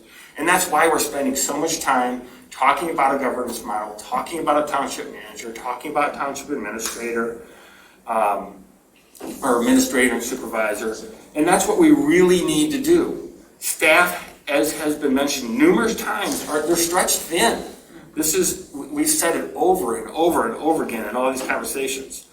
The positions up for discussion are in response to this condition and also to the needs that the township is experiencing as we continue to grow. You know, we've done good things. We have certain things in step. We have a new assessor in place. We have an IT contract in place. We're hopefully going to have a deputy treasurer. We have an HR generalist. Diane has been fantastic in creating these. We have the township administrator across, and you'll notice universal praise for your efforts, and it's deserved. But we're doing lots of good things, but we need to get the next steps in place. You know, we need to hire personnel to support the business of Scio. This is and needs to be a group effort. This is not a power grab. It should not be individualized. This is a unit of government. This is a body. The Board of Trustees is 7 members, and we need to act as such. We all have different opinions. We're never going to agree on all of them, but we have a collective responsibility to address these township administrative deficiencies and work for all the citizens of Center Township. When we come and talk about the super assuming a full-time position, we just noted it's a different world. You know, some of the issues that we're talking about, we had it included in the budget. We had it included in both models that we've talked about for government governance. PUDs, plan unit develops, Trustee Vogel mentioned, are a different breed now. We have a whole new world and a whole new dynamic with determining what public benefit is to the township. We have new millages that need to be integrated into that public benefit that never existed.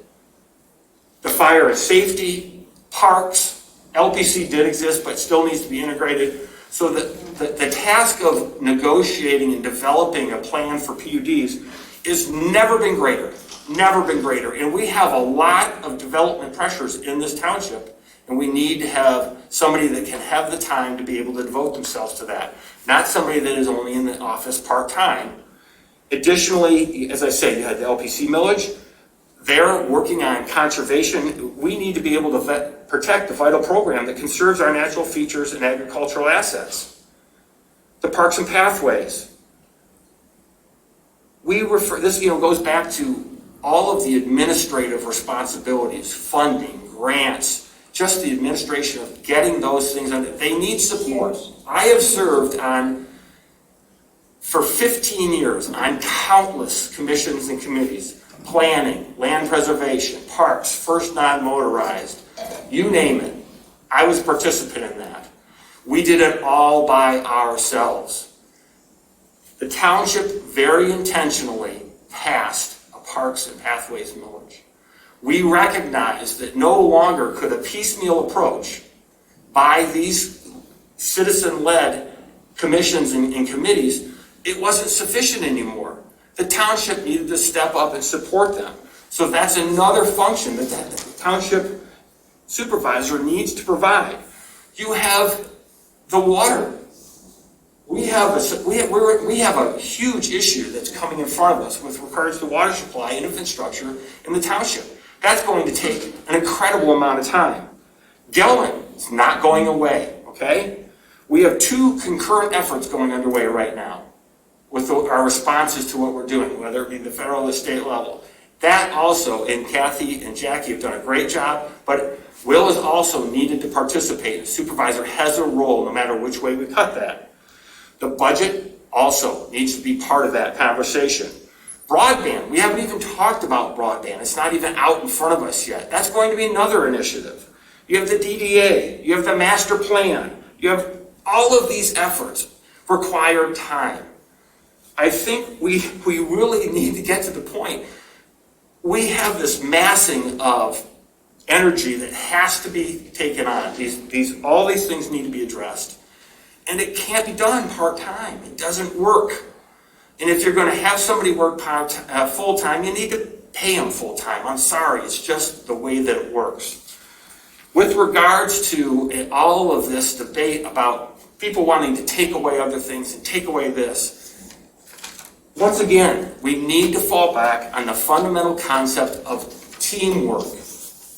We have been unable to effectively work as a team. I see people trying to orchestrate individual efforts, and I will point at both of you, because you have both been trying to create an individual effort, and I think that our ability to coordinate has been impeded by that. When we talk about finances and the like, it is a very simple analogy. You have the clerk, which is cash out. You have the treasurer, who is cash in. You have the supervisor, who is budget and trying to plan for those things. It was intentionally created by Michigan statute to be a tripod. There are 3 legs that hold this up, and they were designed to be separate so that you had a system of checks and balances that could work together. Now, notice, none of them work alone. We seem to be talking around ourselves and saying that, oh, this is all my area, and that nobody else has any input on this. Or if it is to function as a tripod, by definition, there's the little bridge between the 3 that holds them together. That's that's how we need to do this. And I guess I'm tired of talking around and around and around and trying to find ways to circumvent one another rather than trying to find ways to work together. And that's my bottom line. But I do think that there is a need for a full-time supervisor. And you may not agree with everything that he proposes, that Trustee Vogel, Cortot, clerk, treasurer, we all have differing opinions and ways of doing things. The person that is the better person is the way that can figure out a way to work within all of those and address most of the concerns. There will be no perfect solution. That is not the way the world works. But I don't feel that we're working together. I feel we're working apart.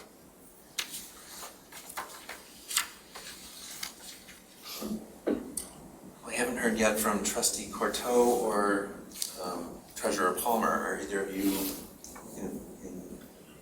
inclined to make a comment at this point?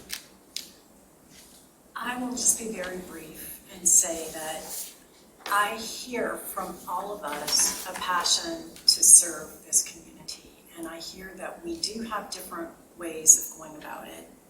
And we have spent months trying to find that solution that we can get on board with as a team. At a certain point, I don't think whatever model we choose is going to have strengths and it's going to have weaknesses. What we need to do is find the good people so that we can all work together. And I'm ready to move ahead, get some people in place. So I'm looking at this package as a way to do that. Will it be perfect? Maybe not. We keep working. We keep working together. We find the ways to make it work. And I want to echo Trustee Jerome and say, we need teamwork. Let's work on this together. Let's collaborate. Let's hold on to that presumption of goodwill. We are all in this for public service. We came together because we have things we want to do for the township. You all know my passion for the environment, and I've been frustrated that it's hard to move ahead without the staff to help us do that. So I'm looking forward to getting more staffing in place so that we can really accomplish some of this. Well, just to reiterate one of Jackie's final statements, we need to move forward. But one other thing, which before us tonight, these job descriptions, list of duties, these will evolve. And I don't know how many times I've said this in the last couple of months. This is a start. And as we start doing things, things will change. We'll find they won't work. Employee A can't do paragraph 3, but employee B can take paragraph 3 and make it work. It is going to evolve because this is really a big new step. I'm not going to use that one word that starts with a P. I'm tired of that too. So we just need to move forward. Do we want to move forward tonight at this meeting? I think we should, but I'm hesitant because of all of the emotion that we've heard from all over the township in this room. But we have to take a step. We've got to do something. Trustee Vogel. I do want to apologize. I feel like the content of everything I said, I'm 100% behind. I am inclined to apologize for the emotional element. Guys, this has been hard, and I think everyone has spoken very eloquently to that. I am going to, if I get this language right, I'd like to make the motion that we go ahead and approve the supervisor and the township administrator positions, with the full-time supervisor and the township administrator as presented. Well, there's a model motion, is that what you are moving? Model motion number 1? That would be, You get the paperwork in front of me, just 1 second. This is supervisor. I'll get to it. okay, try to help. Resolution adopting job descriptions for supervisor and township administrator. I move. So moved by Vogel, I'll support. support by Palmer. So we have a motion, model motion number 1, for the first of the 2 resolutions in this agenda item. Trustee Noel. Okay. I wanted to respond to some of what was said. Jane, I share some of your frustration, and I agree we need more staff support. I've always agreed with that. Jackie, Alec mentioned that. However, we have 3 distinct issues blended together in this one resolution. No, there's only 2. There's only 2. The compensation is not part of it. It's the 2 job descriptions. Okay. We got 2. Clear. All right. So. I'm only moving the 2 job descriptions. Okay. That's fine. I get caught up in the nitty-gritty of some of these issues because it matters. And that's why I haven't wanted to just gloss over everything. And sometimes I feel like there are members on this board who get frustrated because I can understand that, and I share your frustration, but there are issues here that we also have to deal with. And there are multiple issues in the job descriptions that I have some concerns about. We haven't really discussed. Now, I hear that all of you want to just get going, and that's fine, but just be aware that there are issues that people might have, and sometimes things are messy. Life is messy. I mean, you can't just gloss over everything. So I'm expressing some shared.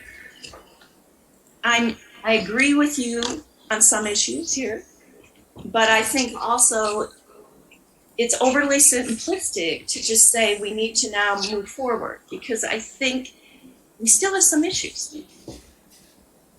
But if we want to go forward with the vote, it's been moved. I understand, and it can happen.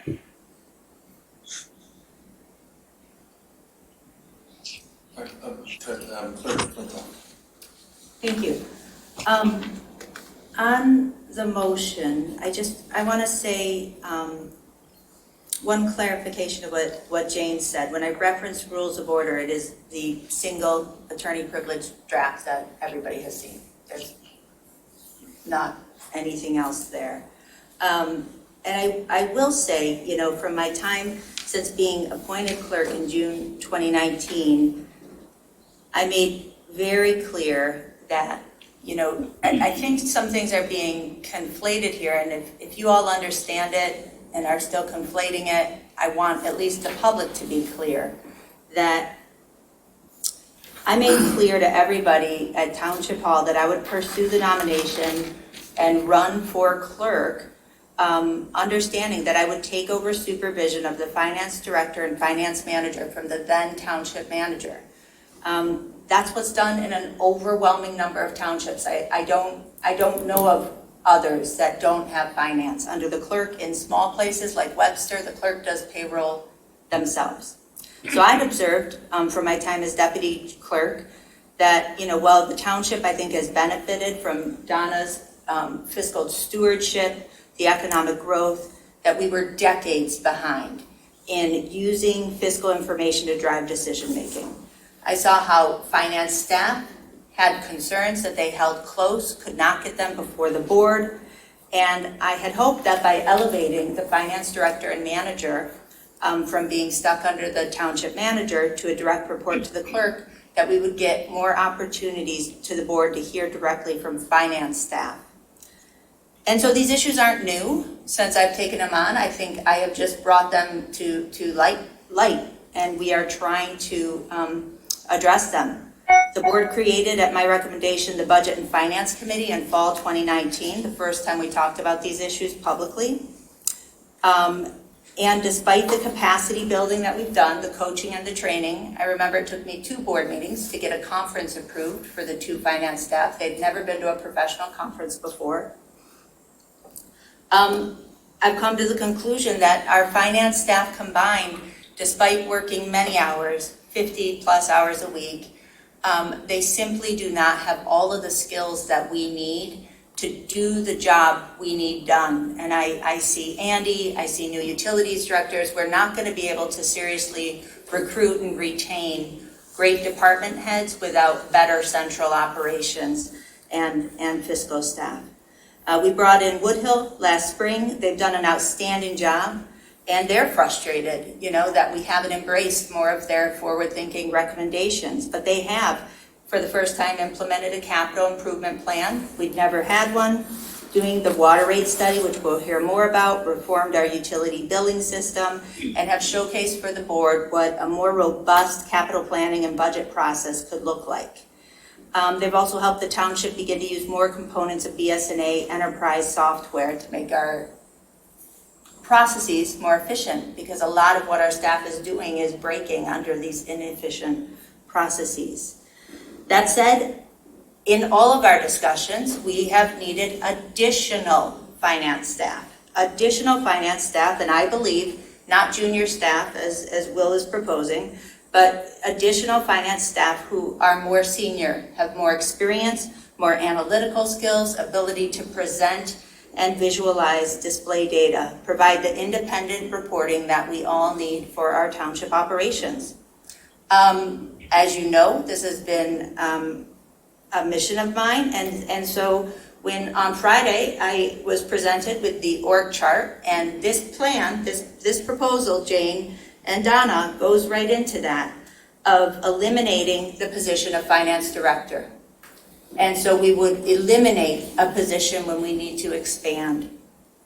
We're already behind our legally required monthly reports. Donna has shared she's behind on her legally obligated investment reports. I am so enthusiastic about the full-time deputy treasurer that we've approved. And I'm enthusiastic about Will's interest in taking on the budget. I think this is, I'm glad he's got an interest in that and have him take that on. And if he wants the deputy treasurer to take on the budgeting responsibilities, I think that's wonderful. I've said this openly and repeatedly.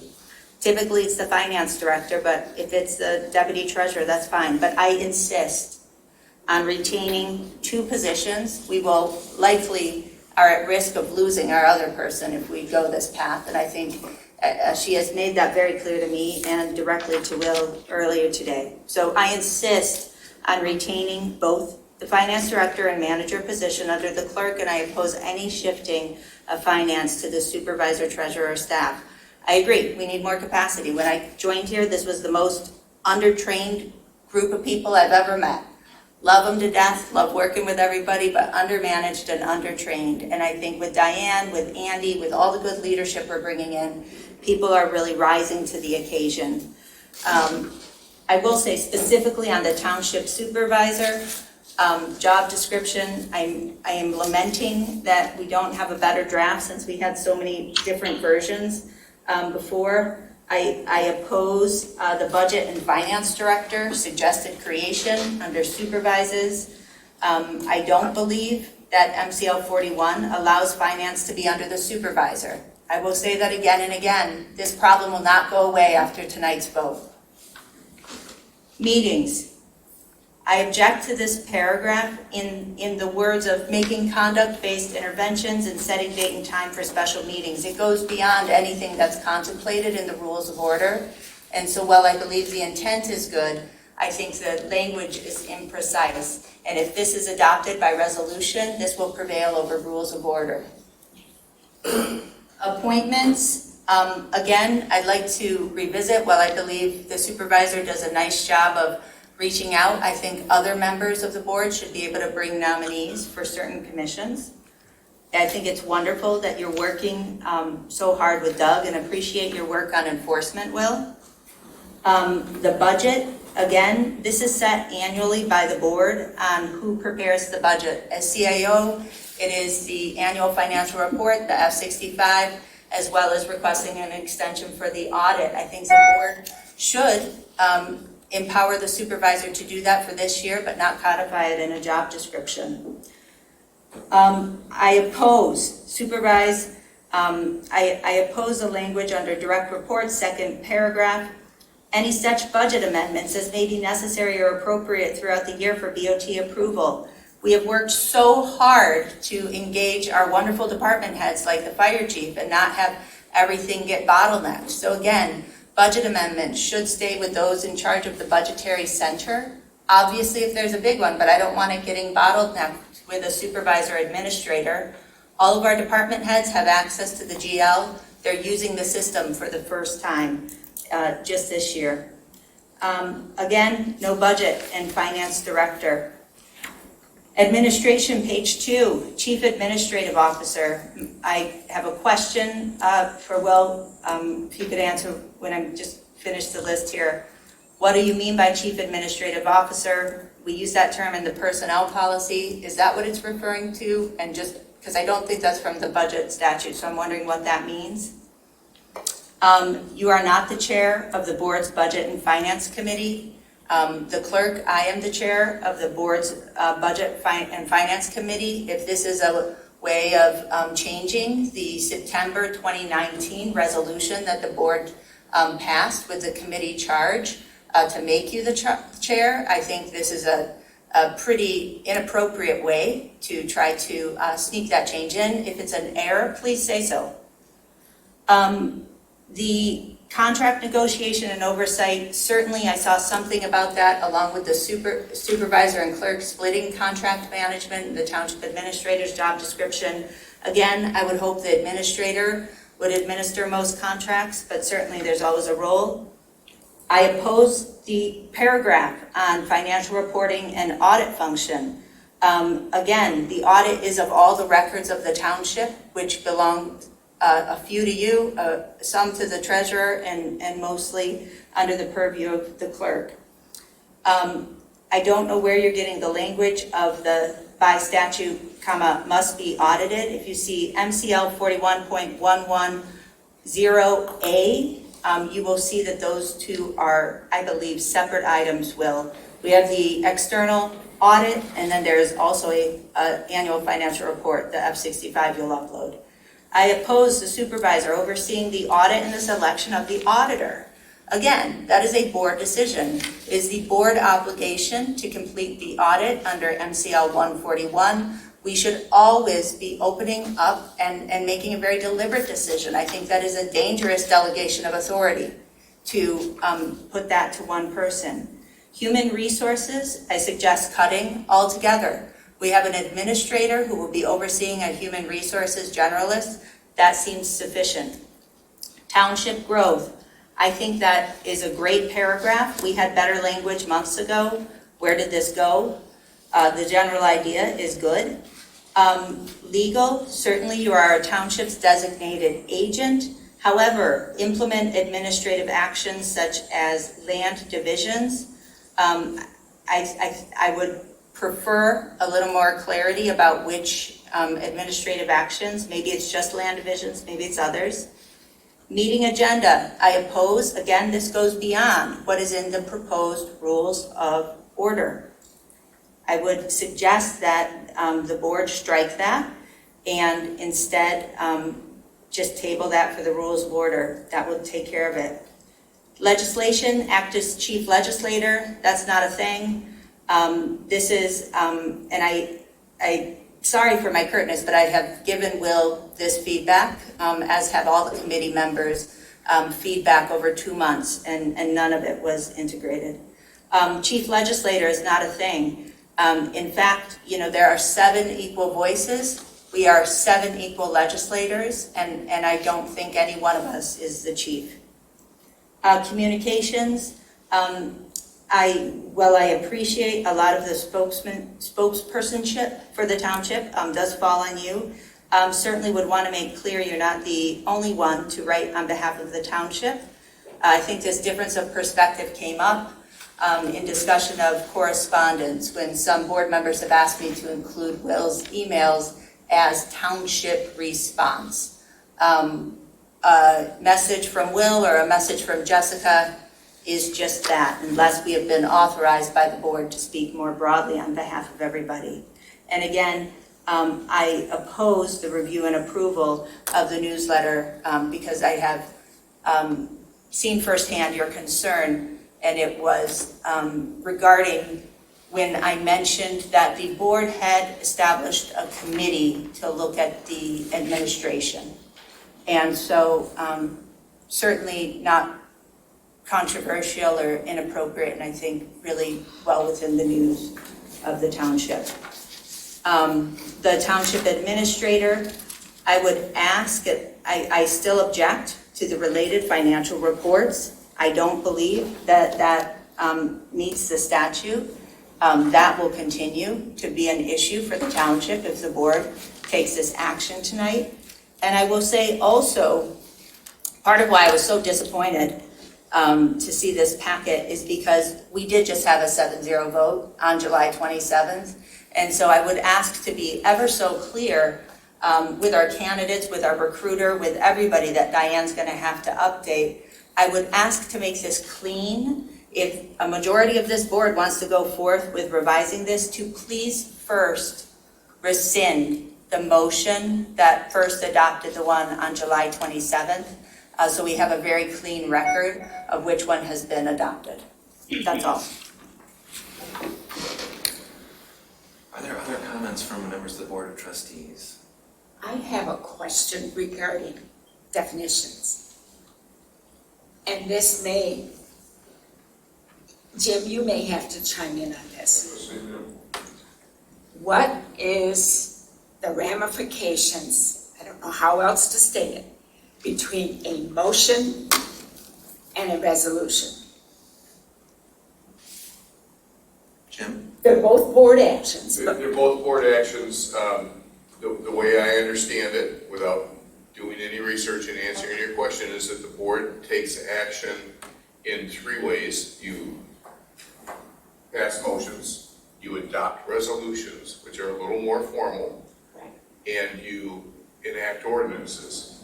And there's a hierarchy so that an ordinance carries more weight and would supersede a resolution or a motion to the contrary.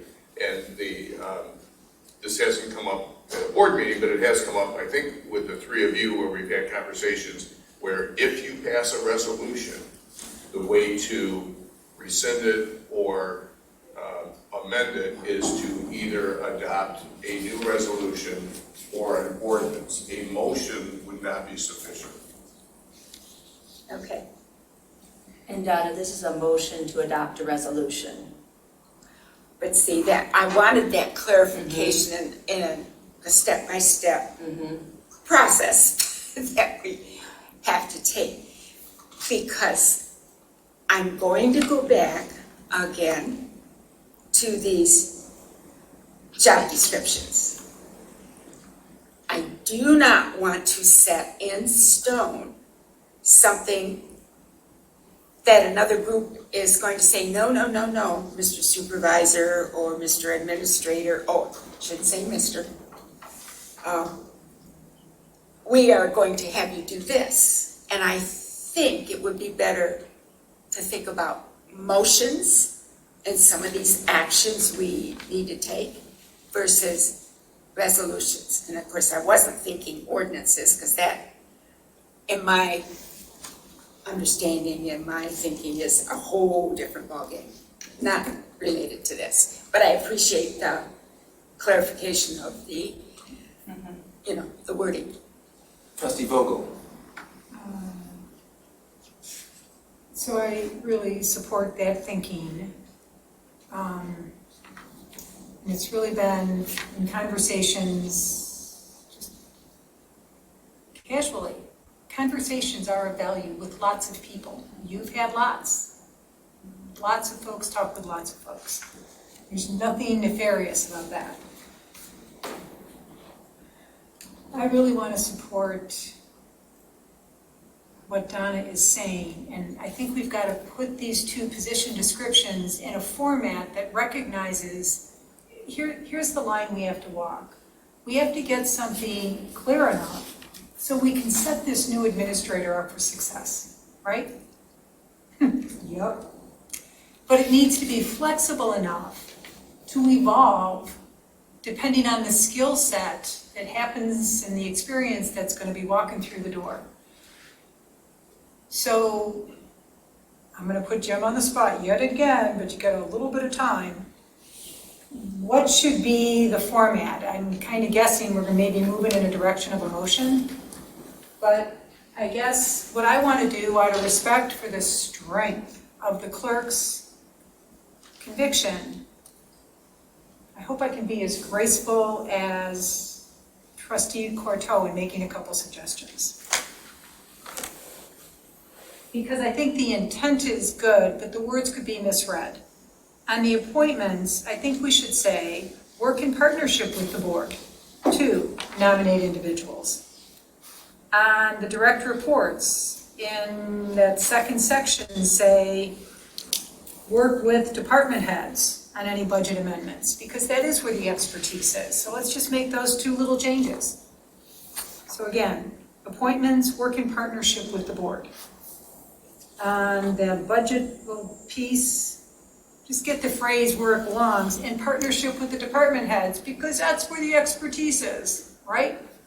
Let's keep going. Let me throw a wrench in real quick. Oh, okay.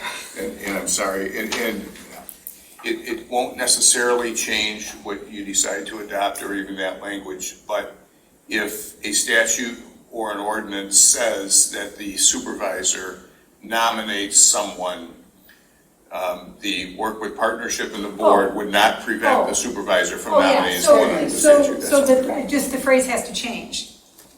And ultimately, he does appoint. We just found this fantastic person who's going to join TAP. We recommended that to the supervisor. He's going to be the, what?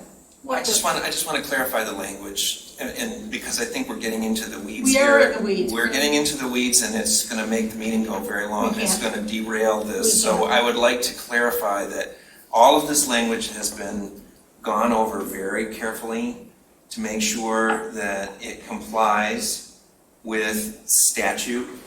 The nominating function, the nominating authority is to put a name of somebody for a position before the Board of Trustees for appointment. So the appointment is actually an action by the Board of Trustees. All we're talking about is the nominating of a person to be considered and voted on by the Board of Trustees. All right, then I'm going to say, I am good with this. My motion's going to stand.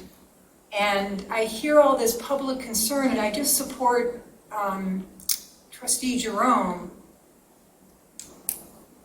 Nobody's trying to consolidate power. Nobody's doing anything nefarious here, I promise. I know this man. I'm getting to know Jessica. I know them to be exactly like was said, people of goodwill. I am confident. I hope this is going to be true. We can find a way to work together. But Jessica, I know you've got so many ideas and so many initiatives and so many good intentions. They only come to fruition if we work together. And I think that I support, and I recognize how hard this will be, I do support some fine-tuning within the finance function to both strengthen it and get this three-legged stool built in. And it's nobody grabbing power, That is ensuring and feeling confident that we can deliver the finance function and manage the finances acceptably. So I stand by this, and I will stand by my motion with whatever the right language is. I just want to clarify, and you can correct me if I'm wrong, Jim, but, so a resolution sort of supersedes a motion, and an ordinance sort of supersedes a resolution in terms of sort of, ruling, what rules in terms of. I would suggest we never have to answer that question, but yes, the real point is that if the board has adopted a resolution and you want to change it, you need at least a resolution to make that change. Right, I guess that's what I was trying to get at. Thank you for saying it so much better. So, really, in order to change this, all we need to do is have another resolution. It's pretty straightforward. I mean, in terms of your concern that you were raising, Donna, I think in terms of the flexibility, all we need to do in order to make a change in this is make another resolution at another meeting of the Board of Trustees, and we can change this. Continue to evolve it. We Yes, have to. exactly. We have to, but we need a baseline to work from. Right, And this and- is the baseline that I think we need to be working from. Thank you. And I don't want to get into a big debate with We can the clerk evolve about this. all of the different points, but I do want to say that in some ways, this is the point. We are here today with the Board of Trustees, and this resolution would put the Board of Trustees on the record as saying, yes, there are certain things that we want these positions to be able to do, and we are voting in order to communicate that so that we can go forward and that person can sort of do those things, that position can do those things for the township. And that, I think, was an important point that several people brought up, that this is not about, me grabbing power. This is about trying to figure out, as a Board of Trustees, how to allocate the board's authority in a way that serves the needs of the township. Now, people can disagree about that, and obviously there is disagreement about that, but that's what this is about. That's what the intent is of this. It's not about anything beyond that. And I just want to point out that the linkage of the compensation with this job description was actually something that we talked about at some length in the Administrative Structure Committee last spring. And these two things were, the way that it was communicated, these were to travel together. And last spring, because we weren't quite ready with the job description and all of that, we deferred this question of compensation. And at the time, the understanding that I was given was that it didn't matter, because whenever we got to it, we could make the compensation retroactive to the beginning of the fiscal year. And the sort of nasty surprise that popped out in the last 24 hours is, no, that's actually not true. So not only have I worked full-time since last November 20th as a supervisor for a half-time salary, now because this truth has emerged, it's clear that since the beginning of the fiscal year, on April 1st, up to this point, I've also been working and likely will always be compensated at a half-time for full-time. And I know some people were saying 60 to 70 hours a week, and thankfully it hasn't approached that. But it has been a lot. It's been more like 50 to 60 plus hours a week on a regular basis. And it's not because I can't manage my time. It's just there's that much that needs doing, and we're that short-staffed that so much of the work that needs doing is flowing to the supervisor. So there's a couple of things going on there. And part of it, I want to put this out there, I care about doing this job well. And it takes time to do this job. I don't know how prior supervisors managed to, characterize it as a part-time job. I don't know how you could have done that at any point, but certainly not now.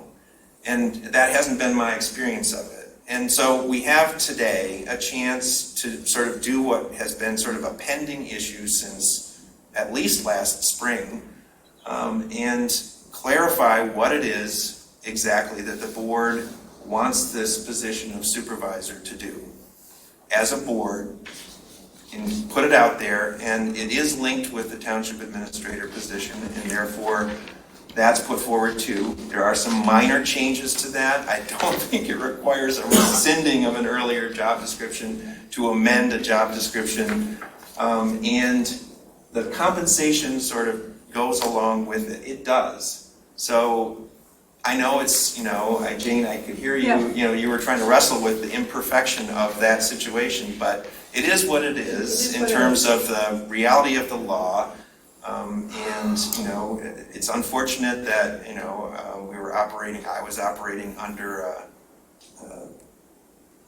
some bad advice, I guess, some incorrect advice, that the compensation could be fixed at any point back to the beginning of the fiscal year. That's just not true. So, basically we're starting from now to correct, I think, in my view, to correct a situation where somebody who's been working full-time in this position, me, has been doing it for half-time salary. And I don't think anyone would argue that somebody who's working full-time, 60 hours a week, should be paid half-time, that that's somehow right. So that's the question I think that is before us with this motion that you've made and the next motion that is sort of a companion to it. Right.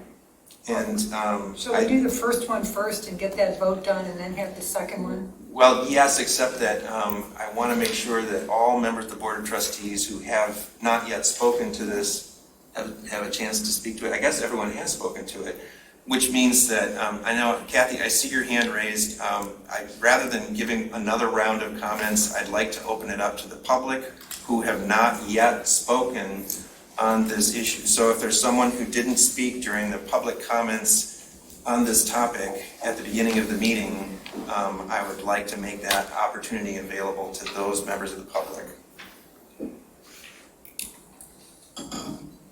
All right, we have, first up is Sandra Egler, Sandy, followed by David Reed.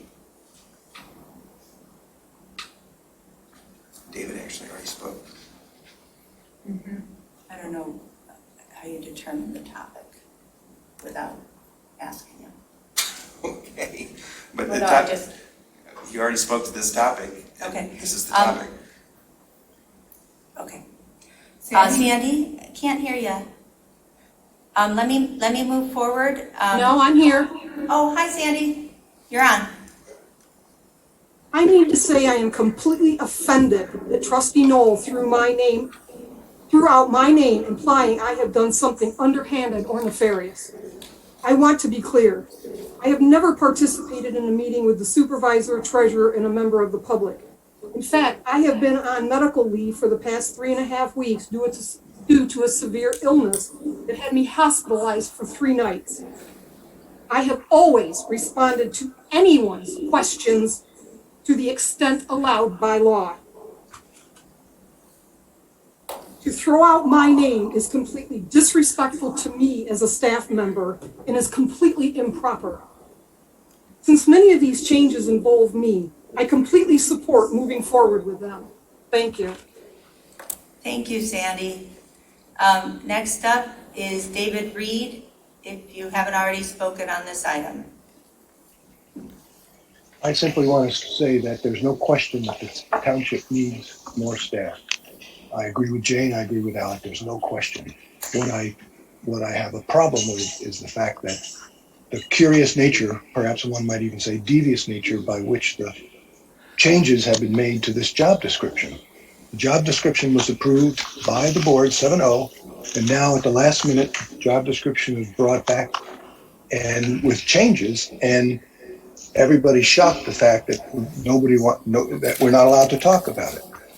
I think it's bad policy to approve job descriptions that have phrases that can be interpreted different ways, because One person can interpret it the way they want, the other person can interpret it the way they want, and there's going to be problems. But these things have clearly.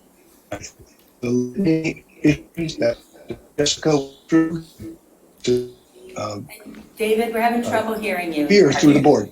I think we've heard Okay, David well, already on this topic, and if there are other people and the members of the public all we need is a who rec have center. not already spoken on this topic who would like to speak, that's a time for that. Kathleen Brandt. Kathleen Brandt has already spoken on this topic. I have not spoken on this topic. I have spoken about corrections to comments about rules of order. I would respectfully request to comment on the compensation issue.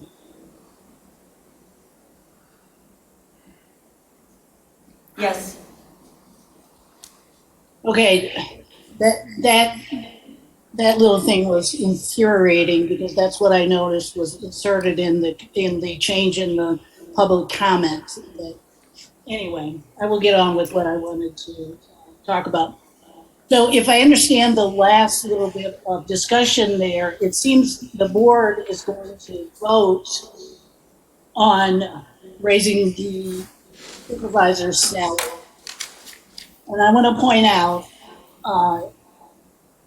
Michigan statute MCL 41.95, the board by ordinance, and we know ordinance are at the highest level, an ordinance was created for the compensation committee. The commission effective date, the ordinance effective date was July the 7th. And in that ordinance, it says members should appoint within 30 days after ordinance. Okay, so the Board of Trustees is not in compliance with the ordinance. You have not put in the compensation commission. Further, I want to make a comment, a reference from a presentation made by the Michigan Township Association. This is titled General Law or Township Law. This is dated November 2016.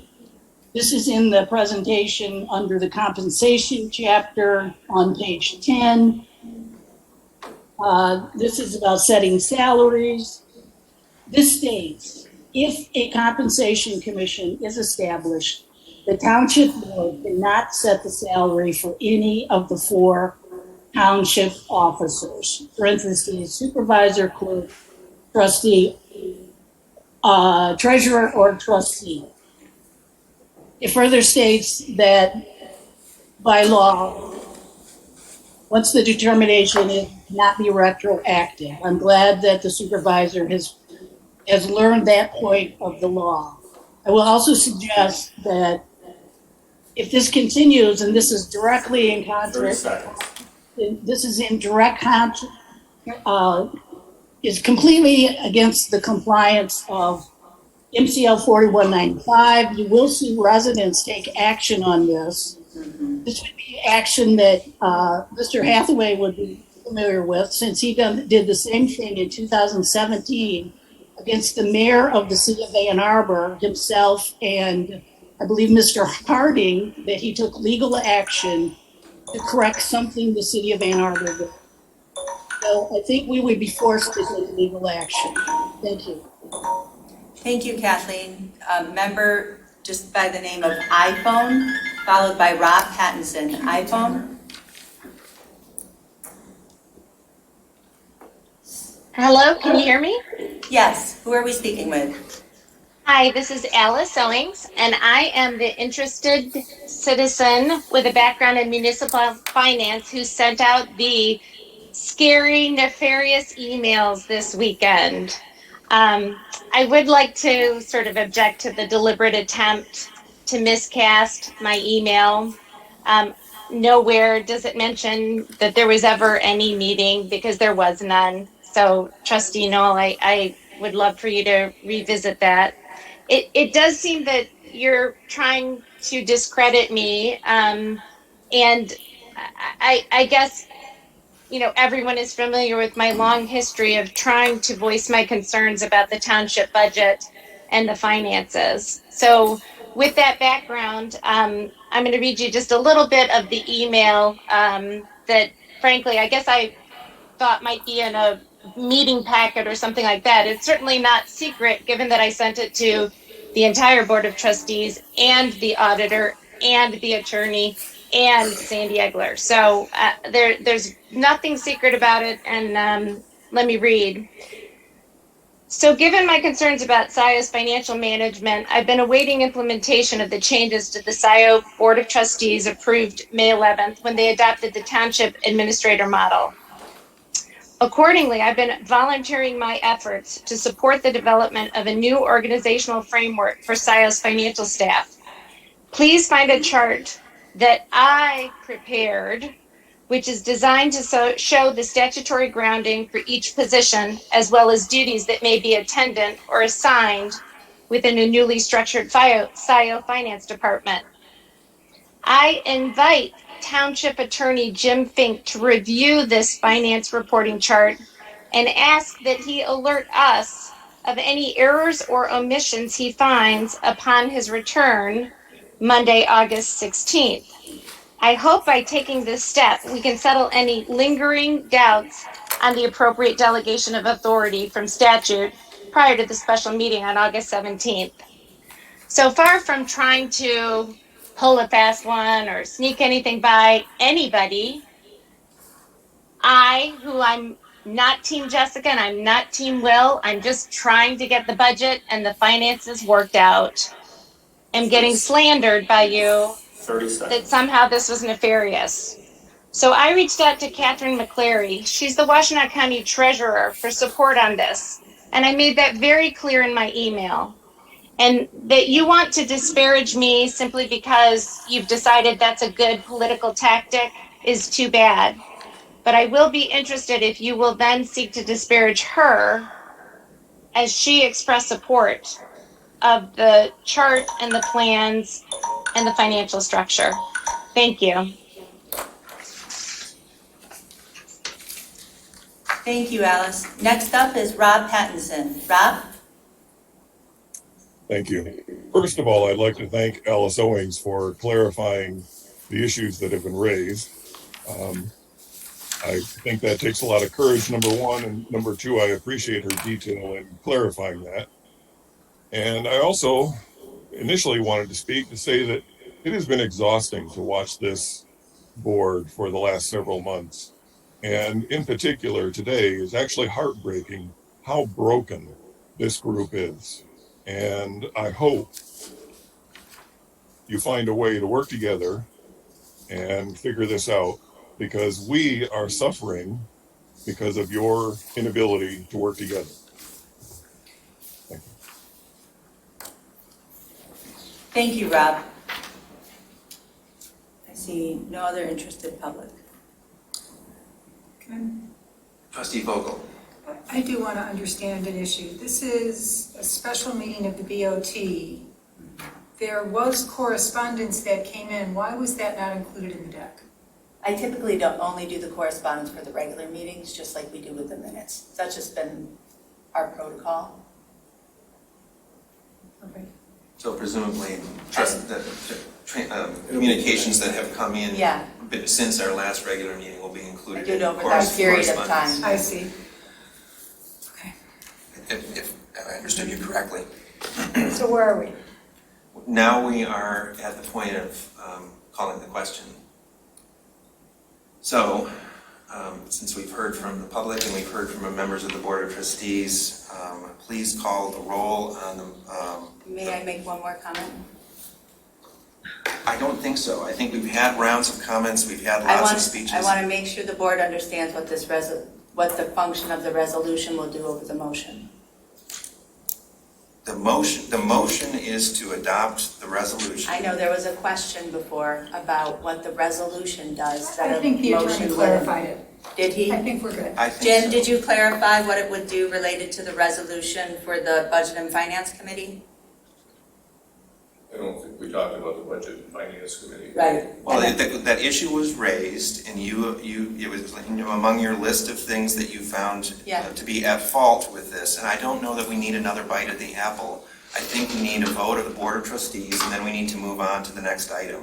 And I would ask that my colleagues deliberate in public where you're supposed to. We are.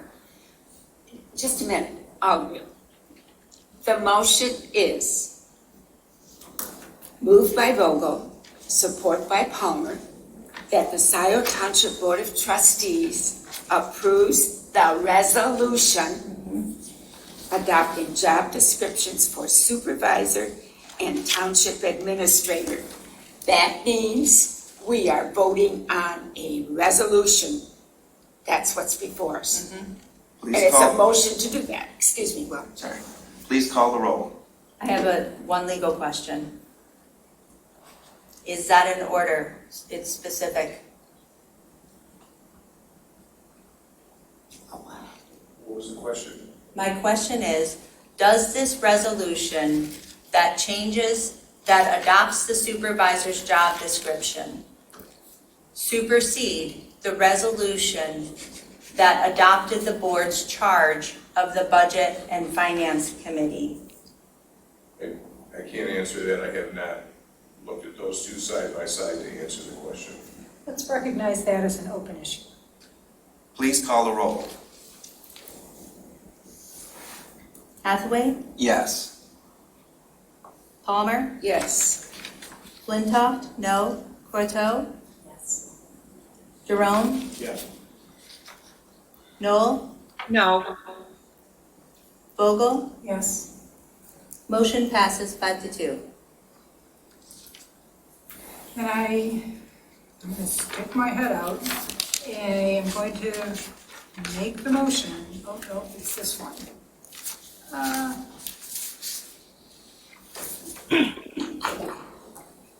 The resolution establishing the salary of the supervisor. I am making the motion. Is there support? Well, I'll support it. All right, so moved by Vogel, support by Palmer. We've already had comments. Okay. We've already, Have we? yes, we have. This is an agenda item. We've already had comments. From the public, what about from us? If you would, I guess, if members of the Board of Trustees feel that they would like to make another comment on this resolution, we can make time to do that. I do have a brief comment. Okay, And Trustee Vogel. I think that there is just a significant unfairness here. We had the money in the budget. We had an assumption that we could delay this decision because we could go retroactive to April. And now we find out and are informed that we can't do that.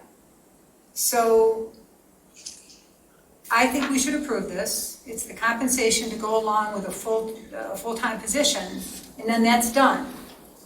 But I want to leave the door open to exploring what is legally possible back to the beginning of the fiscal year.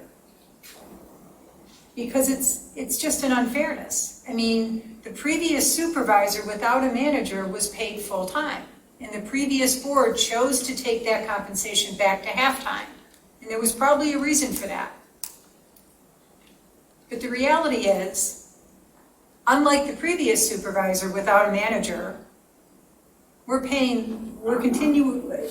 are presuming to pay this person half-time, even though it is, without the manager especially, a full-time commitment. So I'm making this motion as it stands, the second one that acknowledges we can't go retroactive, but as a board, I want us to explore options so we can make this whole. That's all I want to say. Trustee Noel, do you still want to speak? Yes. So we heard from a resident that once a budget or compensation commission has been established, that it isn't within the purview of a township board to raise the salary, that should be done by the compensation commission. And I would like to clarify that with our township attorney. Is that correct, Jim?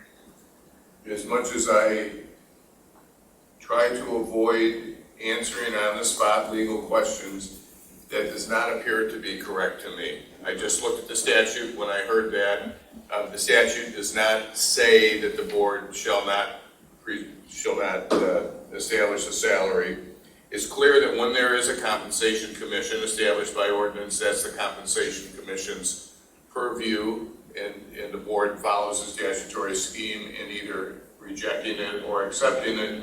But the statute doesn't say anything about the gap between when the board adopts an ordinance and when the compensation commission is first established, which it's not, and when the compensation commission makes its determination. The statute is clear that the compensation commission's determination starts with the next fiscal year, and so this resolution, as I understand it, really just takes the supervisor's salary up until the next compensation commission determination, although I will point out that if the compensation commission's recommendation was rejected by the board, the supervisor's salary would stay at whatever it was at that point. But so that was a long way to say, no, I don't think that what we heard from the citizen was accurate. I'm not disparaging the person. That's just not the way I read it in the last few minutes. Okay, thank you. In that case, I'd like to proceed and call the roll. Hathaway, Yes. Palmer, Yes. Flintoff, no, Corto, Yes. Jerome, Yes. Noel, No. Vogel, Yes. motion passes 5-2. Okay. That brings us to item F2. Item F2 is discussion only. It's the Scio Township organizational chart with Township Administrator. This is a discussion item, not an action item. We won't be voting on this today. The updated organizational chart represents the evolving thinking about the best way to set up the leadership and staff positions to best meet the full range of complex township needs. It is aligned with the job description for the Township Administrator. It addresses the separate statutory responsibilities of the three officers, supervisor, clerk, and treasurer, and it respects each officer's statutory authority. For example, the clerk in this chart has a finance manager to provide support for the clerk's statutory responsibility for the detailed accounting records of the township, utilizing the Uniform Chart of Accounts prescribed by the state treasurer, and to prepare and maintain the journals and ledgers necessary to reflect the assets, liabilities, fund equities, revenues, expenditures for each fund of the township. That's based on MCL 41.65 and MCL 141.421. The treasurer in this chart as a deputy treasurer to assist with cash receipts, tax collection, tax reconciliation, tax roll, delinquent personal property tax, special assessments, bond maintenance, etc. That's MCL 41.78. The supervisor as a budget and finance director to assist with the budget, annual financial reporting to the state, reports to the Board of Trustees, audit, Downtown Development Authority, bond origination and maintenance, bond council liaison, etc., parts of which are included at MCL 141.424 and MCL 141.422. The details of the relationship between these various positions and the necessary financial controls to ensure the essential separation of duties are not spelled out in the organization chart. This is the baseline for a conversation that will further develop these positions. Conversations with the township's auditor and the township's outgoing assessor have convinced me that these controls are achievable. As our auditor explained, financial controls matter more than particular job titles. In addition, the county treasurer reviewed this organizational chart, and a more detailed description of the division of budget and finance responsibilities, and deemed it a sound administrative plan. So, I feel like we've already talked about this, at least some of us, at some length, so I would like to remind everyone that there's no need to repeat things that have already been said. We sort of got into this topic as we were discussing the prior agenda item. So are there members of the Board of Trustees who would like to speak to this who haven't already spoken to this? Clerk Flintoff.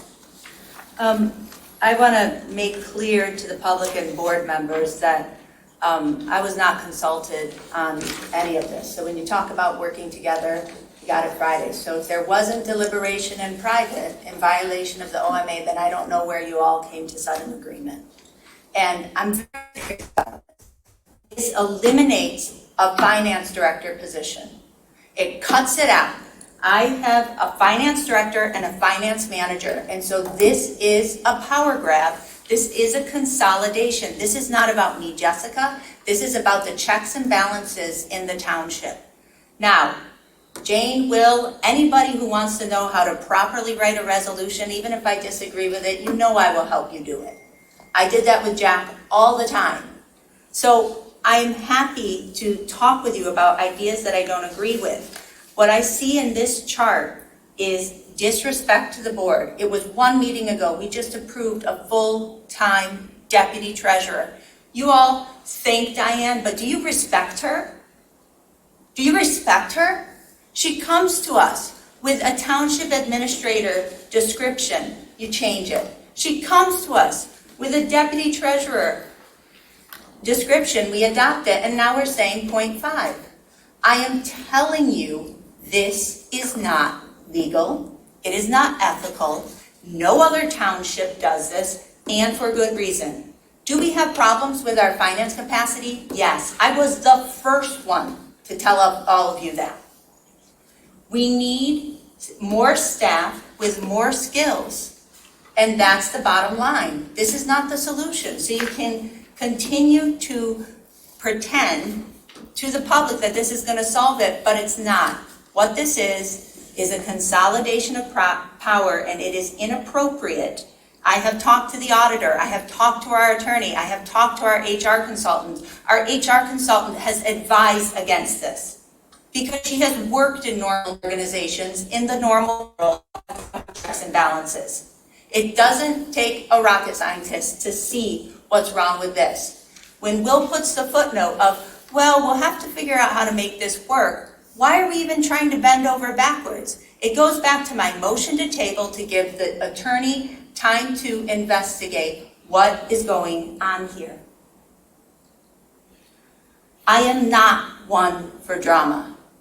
I am like Leslie Knope from Parks and Rec, and I believe deeply in local government. But y'all are way off track here, and this is dangerous, and this is not going to stop. Now, Will has indicated he has a plan to bring back yet a revised deputy treasurer description. Maybe you all know about this. Do you all talk about this in secret? I can't figure it out why there's so much silence about these things of such significance. So I am just disgusted and disappointed, and especially at the lack of regard when Diane Benson brought up Diane and I spent 2 hours on Friday mapping it out. And there's no way it's going to work. And Diane says, Will, hey, think about the impact on staff. Think about my finance manager. She's already working 50 hours a week. I just came to you last week to get some temp help. There is no way, even operationally, that she will be able to handle it. And you know what I fear? I fear that Will knows that. So this is so far beyond not being a team, and this is so far beyond, following democracy or not. I mean, this is really some issues. So you can decide whatever you want tonight, but I stand by and I am telling you, as clerk, I do not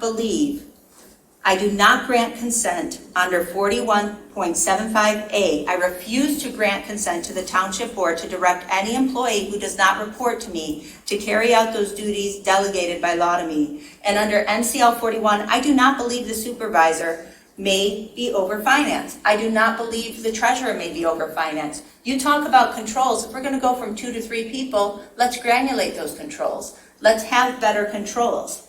How do you have better controls when you have a deputy treasurer and a budget and finance director, somebody doing budgeting, financial reporting, potentially general ledger entries and cash receipting? I don't want to be creative here. I want to be like every other township.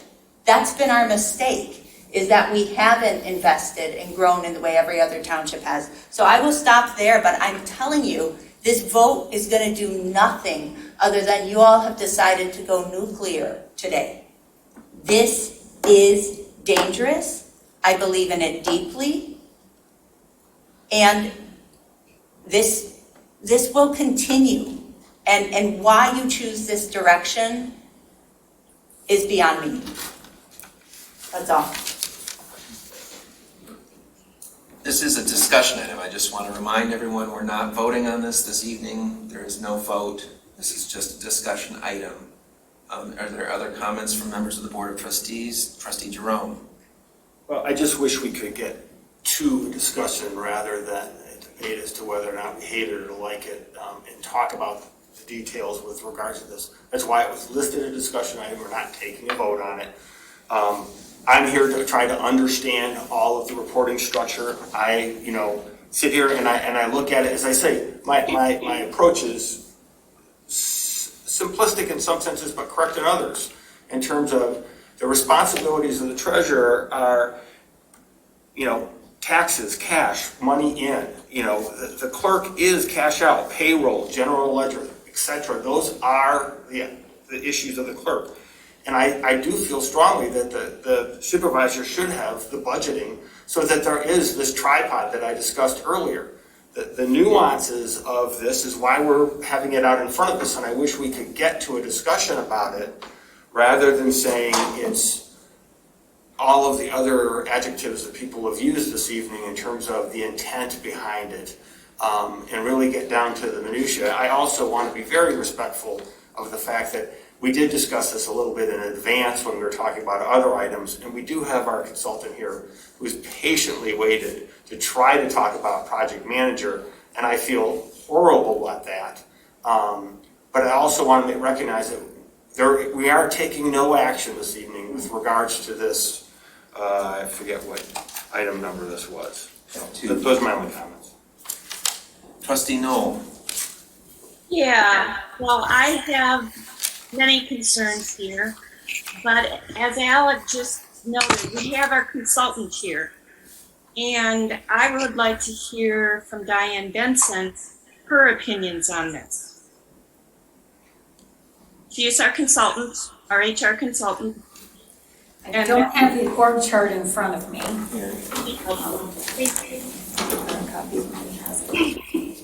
One thing I did not write. I bet a paper copy is going to be more Okay. helpful. It'd be a little easier to look at. Thanks.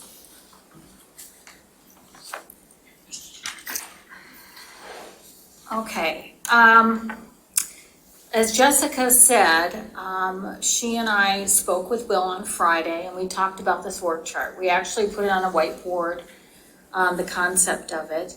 And at that time, I stressed that the clerk does need a finance director reporting to her because, and I'm not saying the current finance director, I want to make that a finance director who has the analytical skills, the process management skills, everything that you need. I hear over and over again that you don't have the reports that you need. How can you make decisions? Somebody that's involved in, for example, the culvert.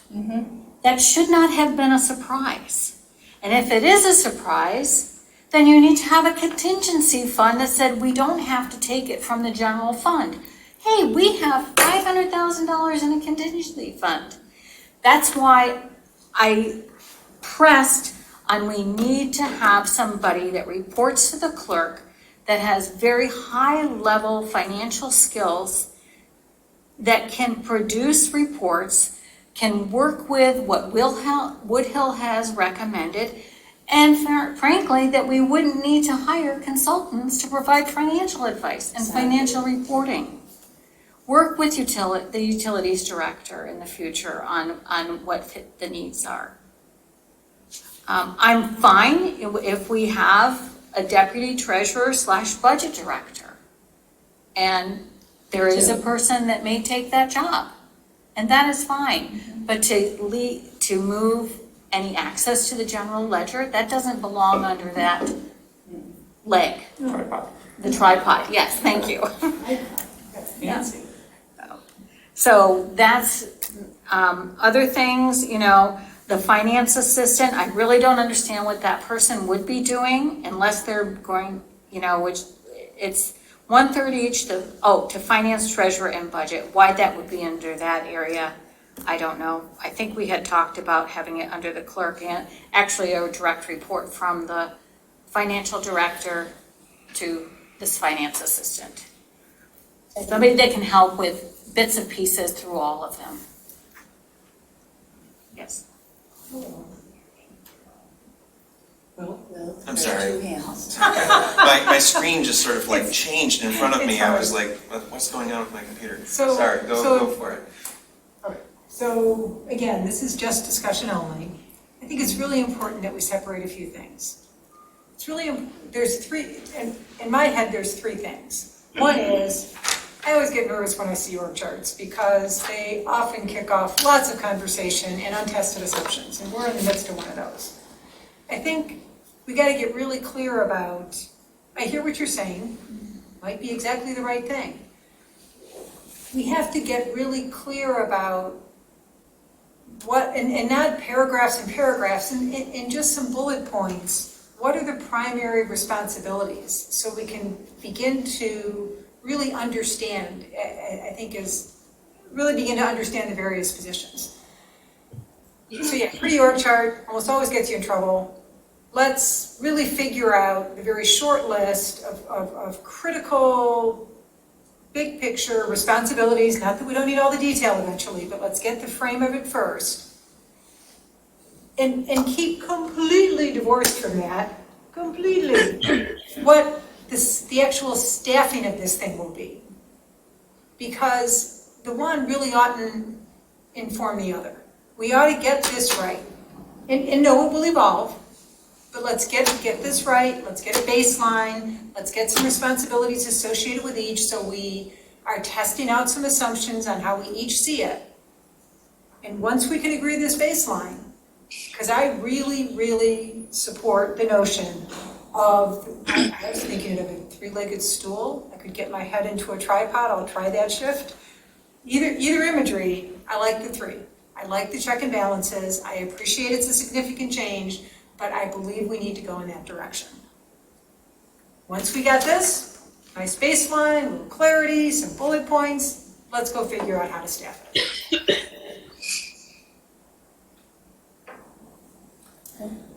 I'm sorry, before we start calling people for a second turn, I want to make sure that everyone, all the members of the Board of Trustees who haven't yet spoken have a chance.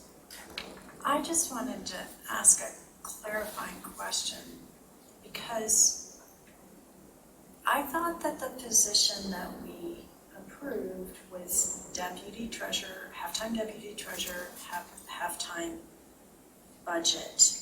Mm-hmm.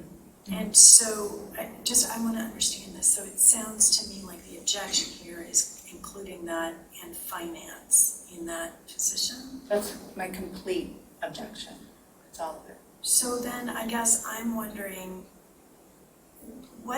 can we define and finance there? Like how does that and finance We have debated it differ one-on-one a lot. There's a disagreement. Manager. Finance manager. So if I may? Sure. Or not? Okay, Sorry, I don't know if you all, I know you hadn't talked to Rebecca. I don't know, I'm just wondering what data you're pulling from here if you haven't talked to me or the finance manager. So, excuse my frustration at your exasperation. The finance manager and finance director used to be a finance director and an accountant. Rebecca got a new job with the city of Ann Arbor in May. And last May, it was also a period of time where Sandy was out on personal leave. 2020. 2020, thank you. And the board decided, you know what, Rebecca is outstanding. Rebecca got an offer from the city. You said a position. She got an offer from the city. Thank you, yes, an offer for a position. And so the board decided to try to keep Rebecca. And part of her conditions were a well-deserved increase because she did a lot of responsibility that wasn't recognized, as well as reporting directly to me instead of reporting to the finance director. So I have 2 people reporting directly to me. That is not the ideal structure. The better structure is a finance director with somebody reporting to that person ideally. But right now, with the people we have, this is the best, organization. So typically, the finance director does the budget, and that, I think, works very well, because the finance director is the one who has all the planning. So I can't imagine this township ever needing a full-time budget director. We're just too small. Most of it's finance. The finance director and finance manager really function to support the treasurer and the clerk and the whole township. They do everything, and they do a wonderful job. And they build in as many checks and balances as they possibly can. We have the permissions in BS&A granulated well, and who handles money and who doesn't.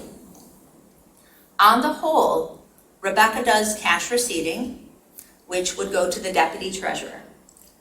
My understanding is that is the only responsibility that would come off of Rebecca's plate and go to the new deputy treasurer.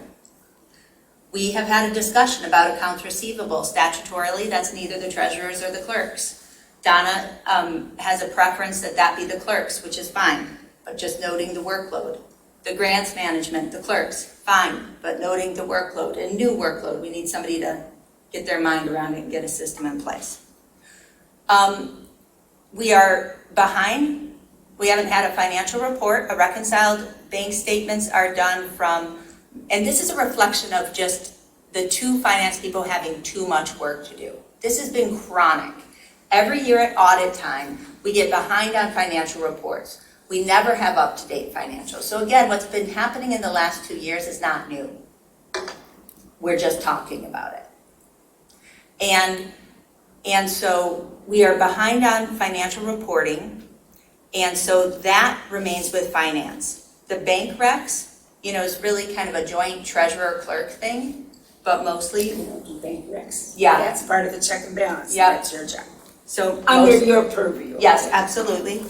And then the financial records. So maintaining the general ledger, and it's not just the general ledger, it's all the ledgers.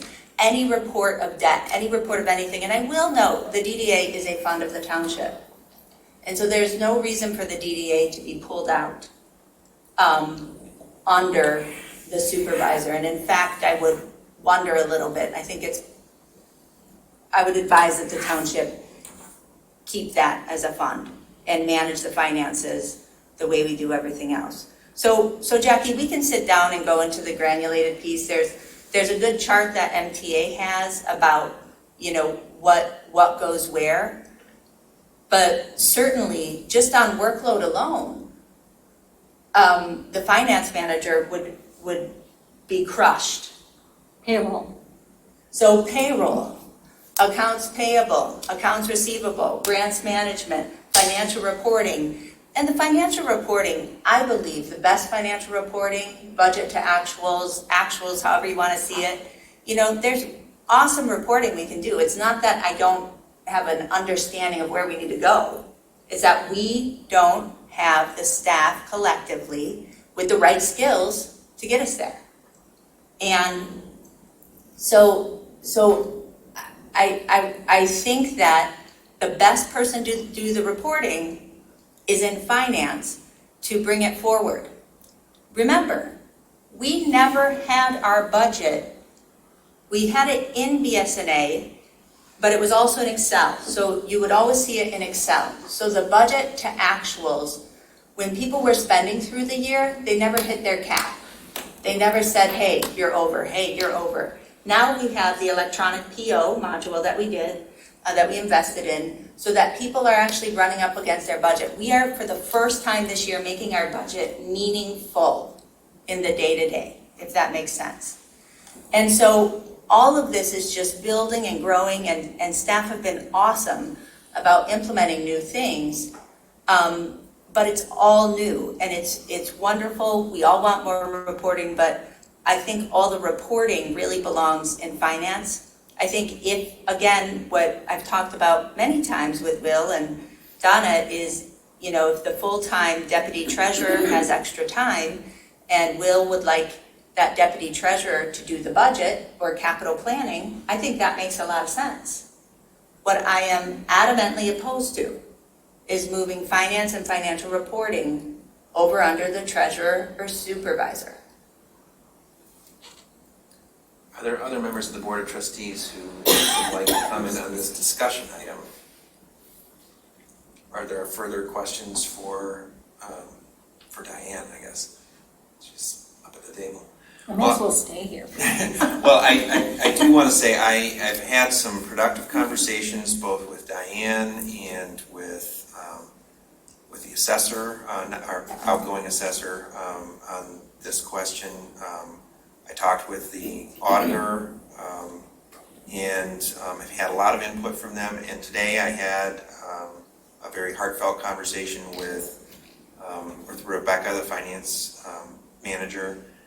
And so I'm continuing to get input, and this is a discussion item. I think the purpose of it tonight was to sort of introduce the idea, to give us a framework for discussion, and in particular because there will be a proposal coming forward for the board to consider that relates to the deputy treasurer position.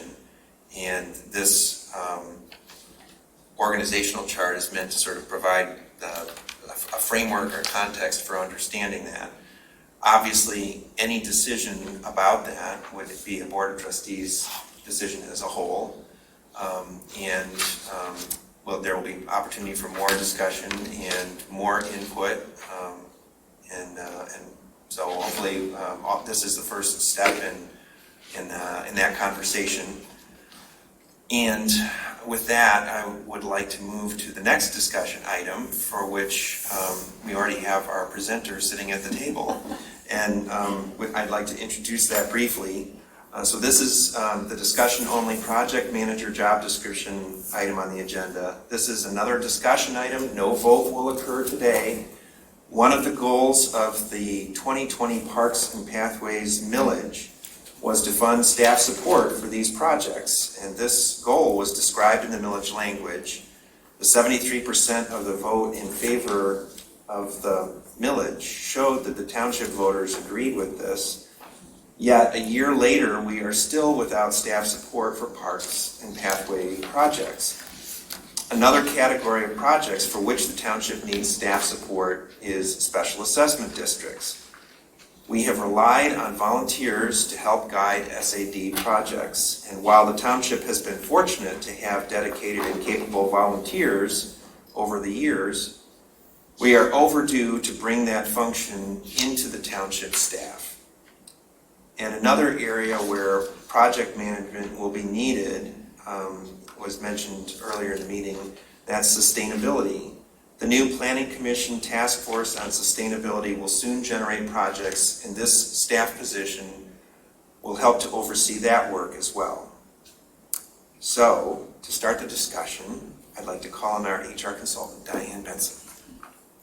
Well, thank you to all of you who had input on this position, because I had probably, when Will asked me to have it ready for tonight, our draft ready, I said I have an entire folder filled with pieces of paper.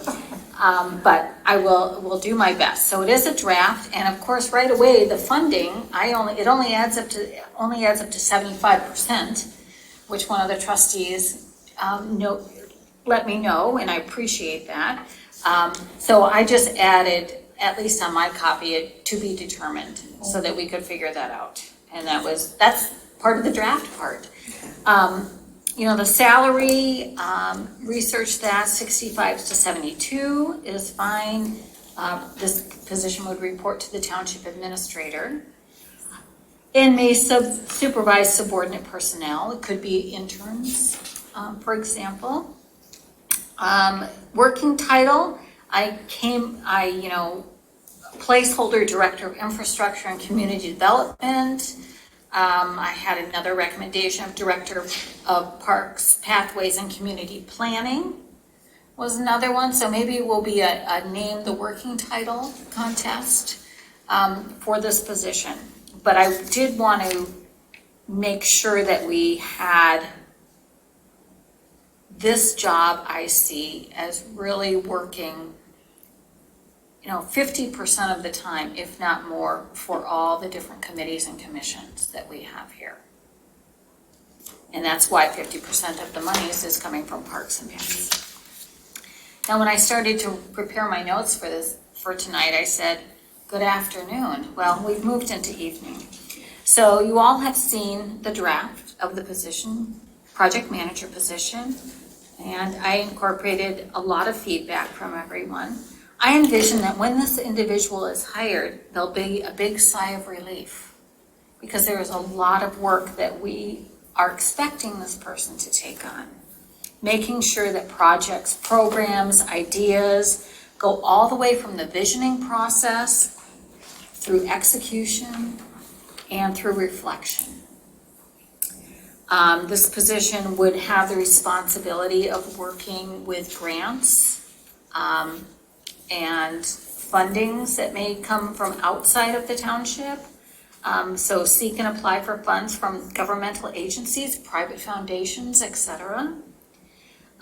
Give technical staff to, hopefully this person would come in with some technical project management software that they have been trained on, so that they can provide support to not only the different committees and commissions, but also to staff in the township to help them with their projects that they're working on. Required qualifications, 7 or more years of experience in community development, parks and recreation, transportation planning, related areas.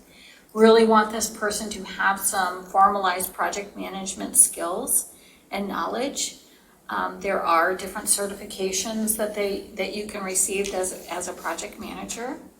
Preferred to have this person have a master's level in different subjects such as urban and regional planning, ecology, environment and sustainability, public health, etc.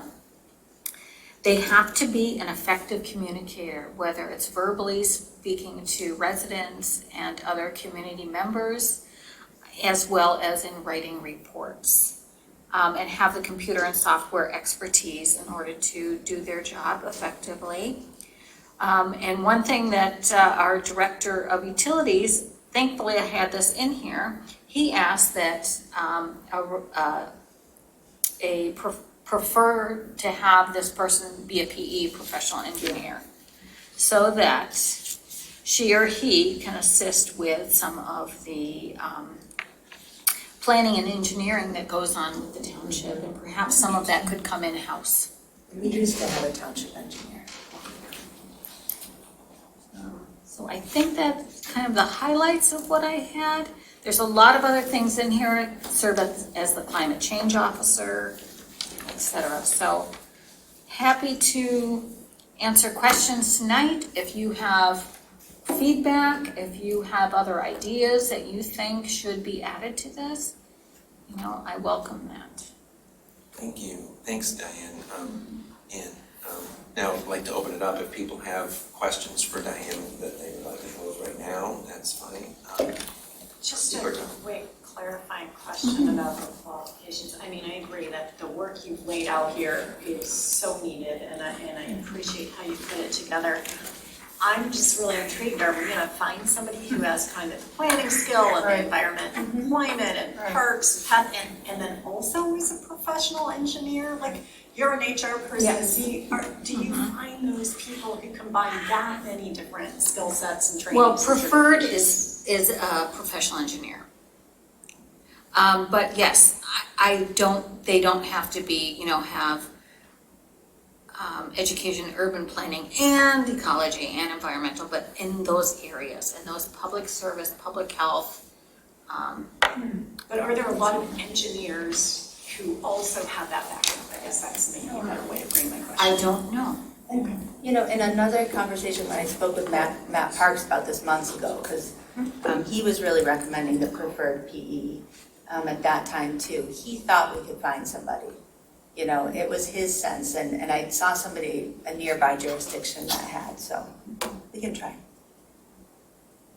Oh, I Trustee just want to say Jerome. thank you for your efforts. It's very appreciated. It's a great project description. I do think it's optimistic. I think it'd be fantastic to be able to find an engineer, and they do exist. I've worked with them in my outside of here. So I'm hopeful, and I will put the word out if anyone wants to work in this jurisdiction. And I apologize, but I have a previous engagement this evening at 7:30, so you still have quorum, and I will take my leave. Thank you, everyone, for their efforts this evening. Thank you, Alex. Good night. Oh, Trustee Vogel. So I'll just skip all the thank yous. We just didn't work on another territory, Diane. I'm trying to get my head around this person. And the red flag that I see is, it's too broad. Parks, preserves, pathways, that's all sort of connected.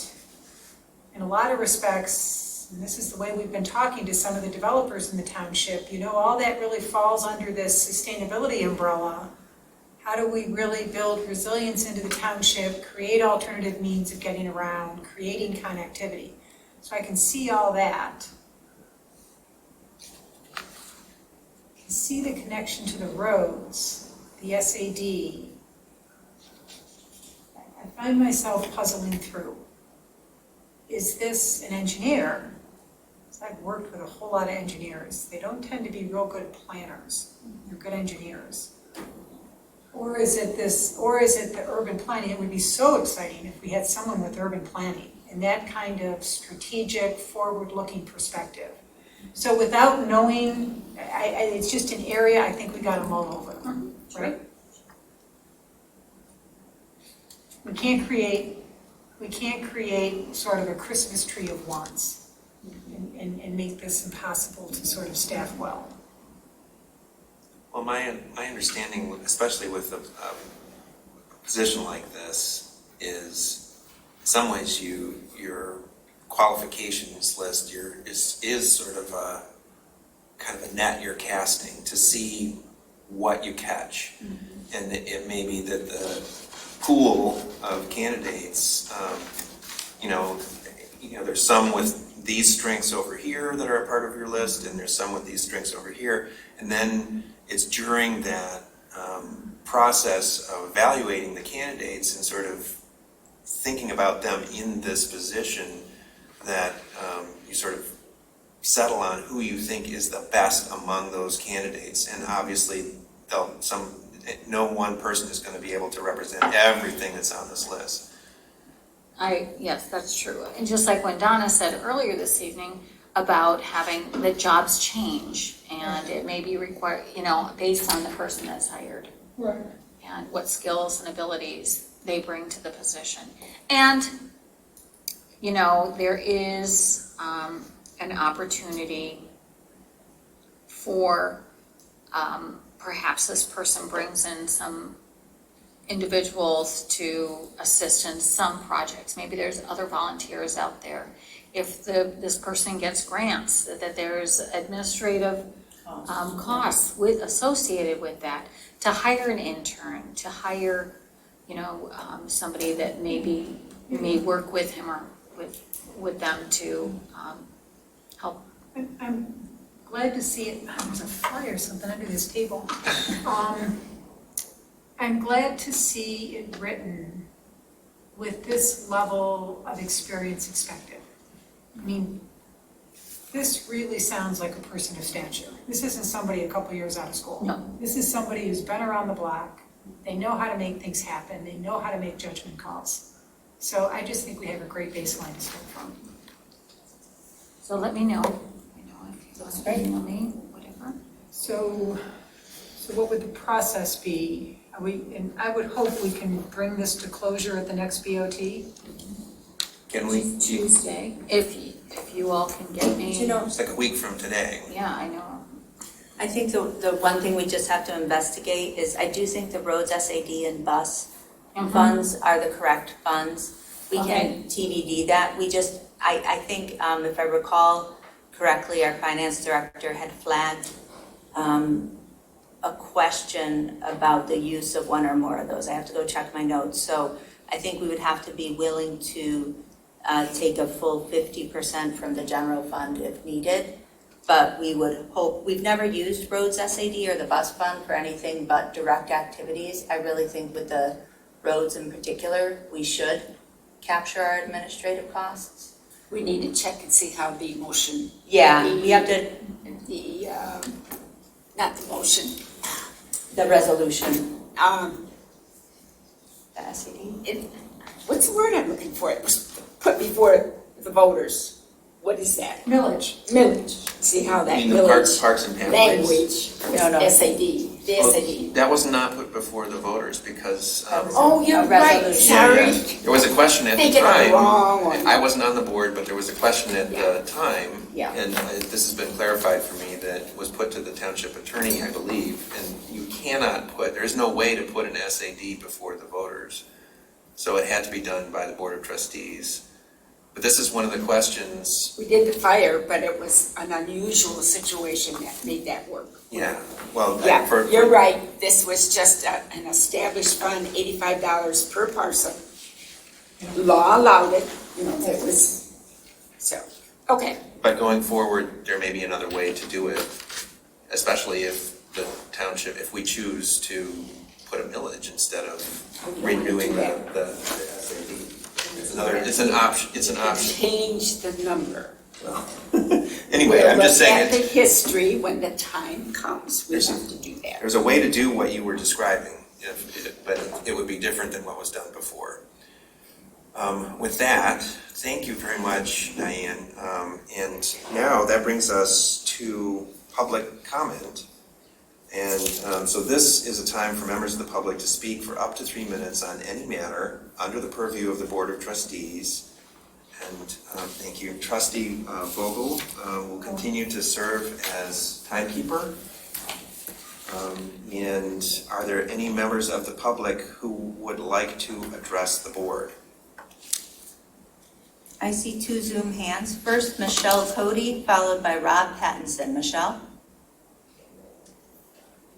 Thank you. I am amazed at the tenacity of the individuals involved, including citizens like myself who are observing this process. I must say I'm disappointed that there is continued lack of oversight, it appears, as regarding the legal implications of some of the proposals. And the fact that it's disappointing to me the township attorney can't address those publicly.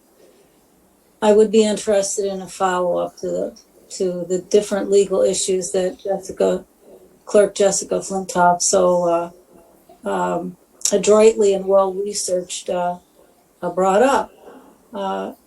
There's reams of questions I have, but I'd have to say that I don't understand why. Apparently it seems that the individuals on the board and Supervisor Hathaway wish to change from the kind of township we have now to another type. I forget the name of it. But in any case, I'm very disappointed. There doesn't seem to be any solid footing for some of these issues, and therefore I will continue to monitor it. Thank you. Thank you, Michelle. Next up is Rob Pattinson. Rob? Thank you. Rob Pattinson, 500 North Z. I would respectfully request, I know, Will, you don't do a back and forth conversation with the public comment section, but I would respectfully request an explanation of why you chose not to follow Diane Benson's advice on the flow chart that she discussed with you on Friday, and here we are on Tuesday, and your model doesn't follow what her advice was, and I would sincerely appreciate an explanation of why you chose not to. Thank you. Thank you, Rob. Others? I see no other interested public. All right, well, Rob, I'll do my best to respond. I respect Diane's advice and her expertise. And I also listened closely to Clerk Flintoff when we met on Friday. I thought about what they were saying. And as I said earlier, I'm gathering information from lots of different sources. I had a good conversation today with the finance manager as well. I expect to have more conversations. But the conversation that I had with Diane, actually, I talked with her further, and I think explored and understood better what her concerns are. And I think actually we share them. Everyone on this Board of Trustees shares the concerns that Diane raised with me that were the basis for her position in favor of a different approach. And they have to do with getting financial analysis, getting information, getting reports that the Board of Trustees needs in order to, do its job. And, Trustee Vogel pointed this out earlier in the meeting as well. This is something that we have been looking for some time. Now, why it is that we're not getting them, I think this is something that, we're working on and trying to address. And what the best way to accomplish that, that's another question too. And there are some very strong views on this, some very strong opinions. We've heard the case made for replacing the finance director with a full-time finance director reporting to the clerk. That's one option. But I think there are other ways that we can accomplish this same outcome. And that's what I would like us to look at. I think we have an opportunity with bringing on a township administrator to, depending on the outcome of that search, possibly go in different directions. And I talked about that with Diane, and I think, we concluded that conversation by agreeing that there might be different ways to accomplish the goals that we all agree on. But I respect the difference of opinions, different opinions that people have about how best to accomplish that, and I also recognize that people have strong feelings about it. I think there should be a way of going forward together that allows for possibly different ways of structuring things. And as for Michelle Cody's comment about different approaches, I just want to be clear, I'm not proposing any other form of township government. I think the implication is that in one of the speakers, I think it was maybe Jillian Carey earlier, put this out there, that there's some effort to move towards a charter township form of township government. There's no proposal to do that. That is not anything that we've talked about, Board of Trustees.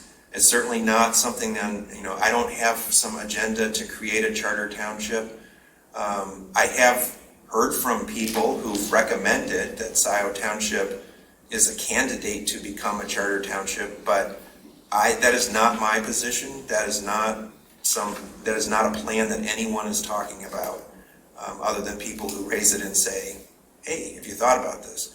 So if people think that that's what's behind these proposals, that's not accurate. And with that, is there a motion for adjournment? Moved by Vogel, support by Courteau. Please call the roll. Hathaway? Yes. Palmer? Yes. Flintoff? Yes. Courteau? Yes. Noel? Yes. Vogel? Yes. Meeting adjourned, 7:35. Good night, everybody. Good night.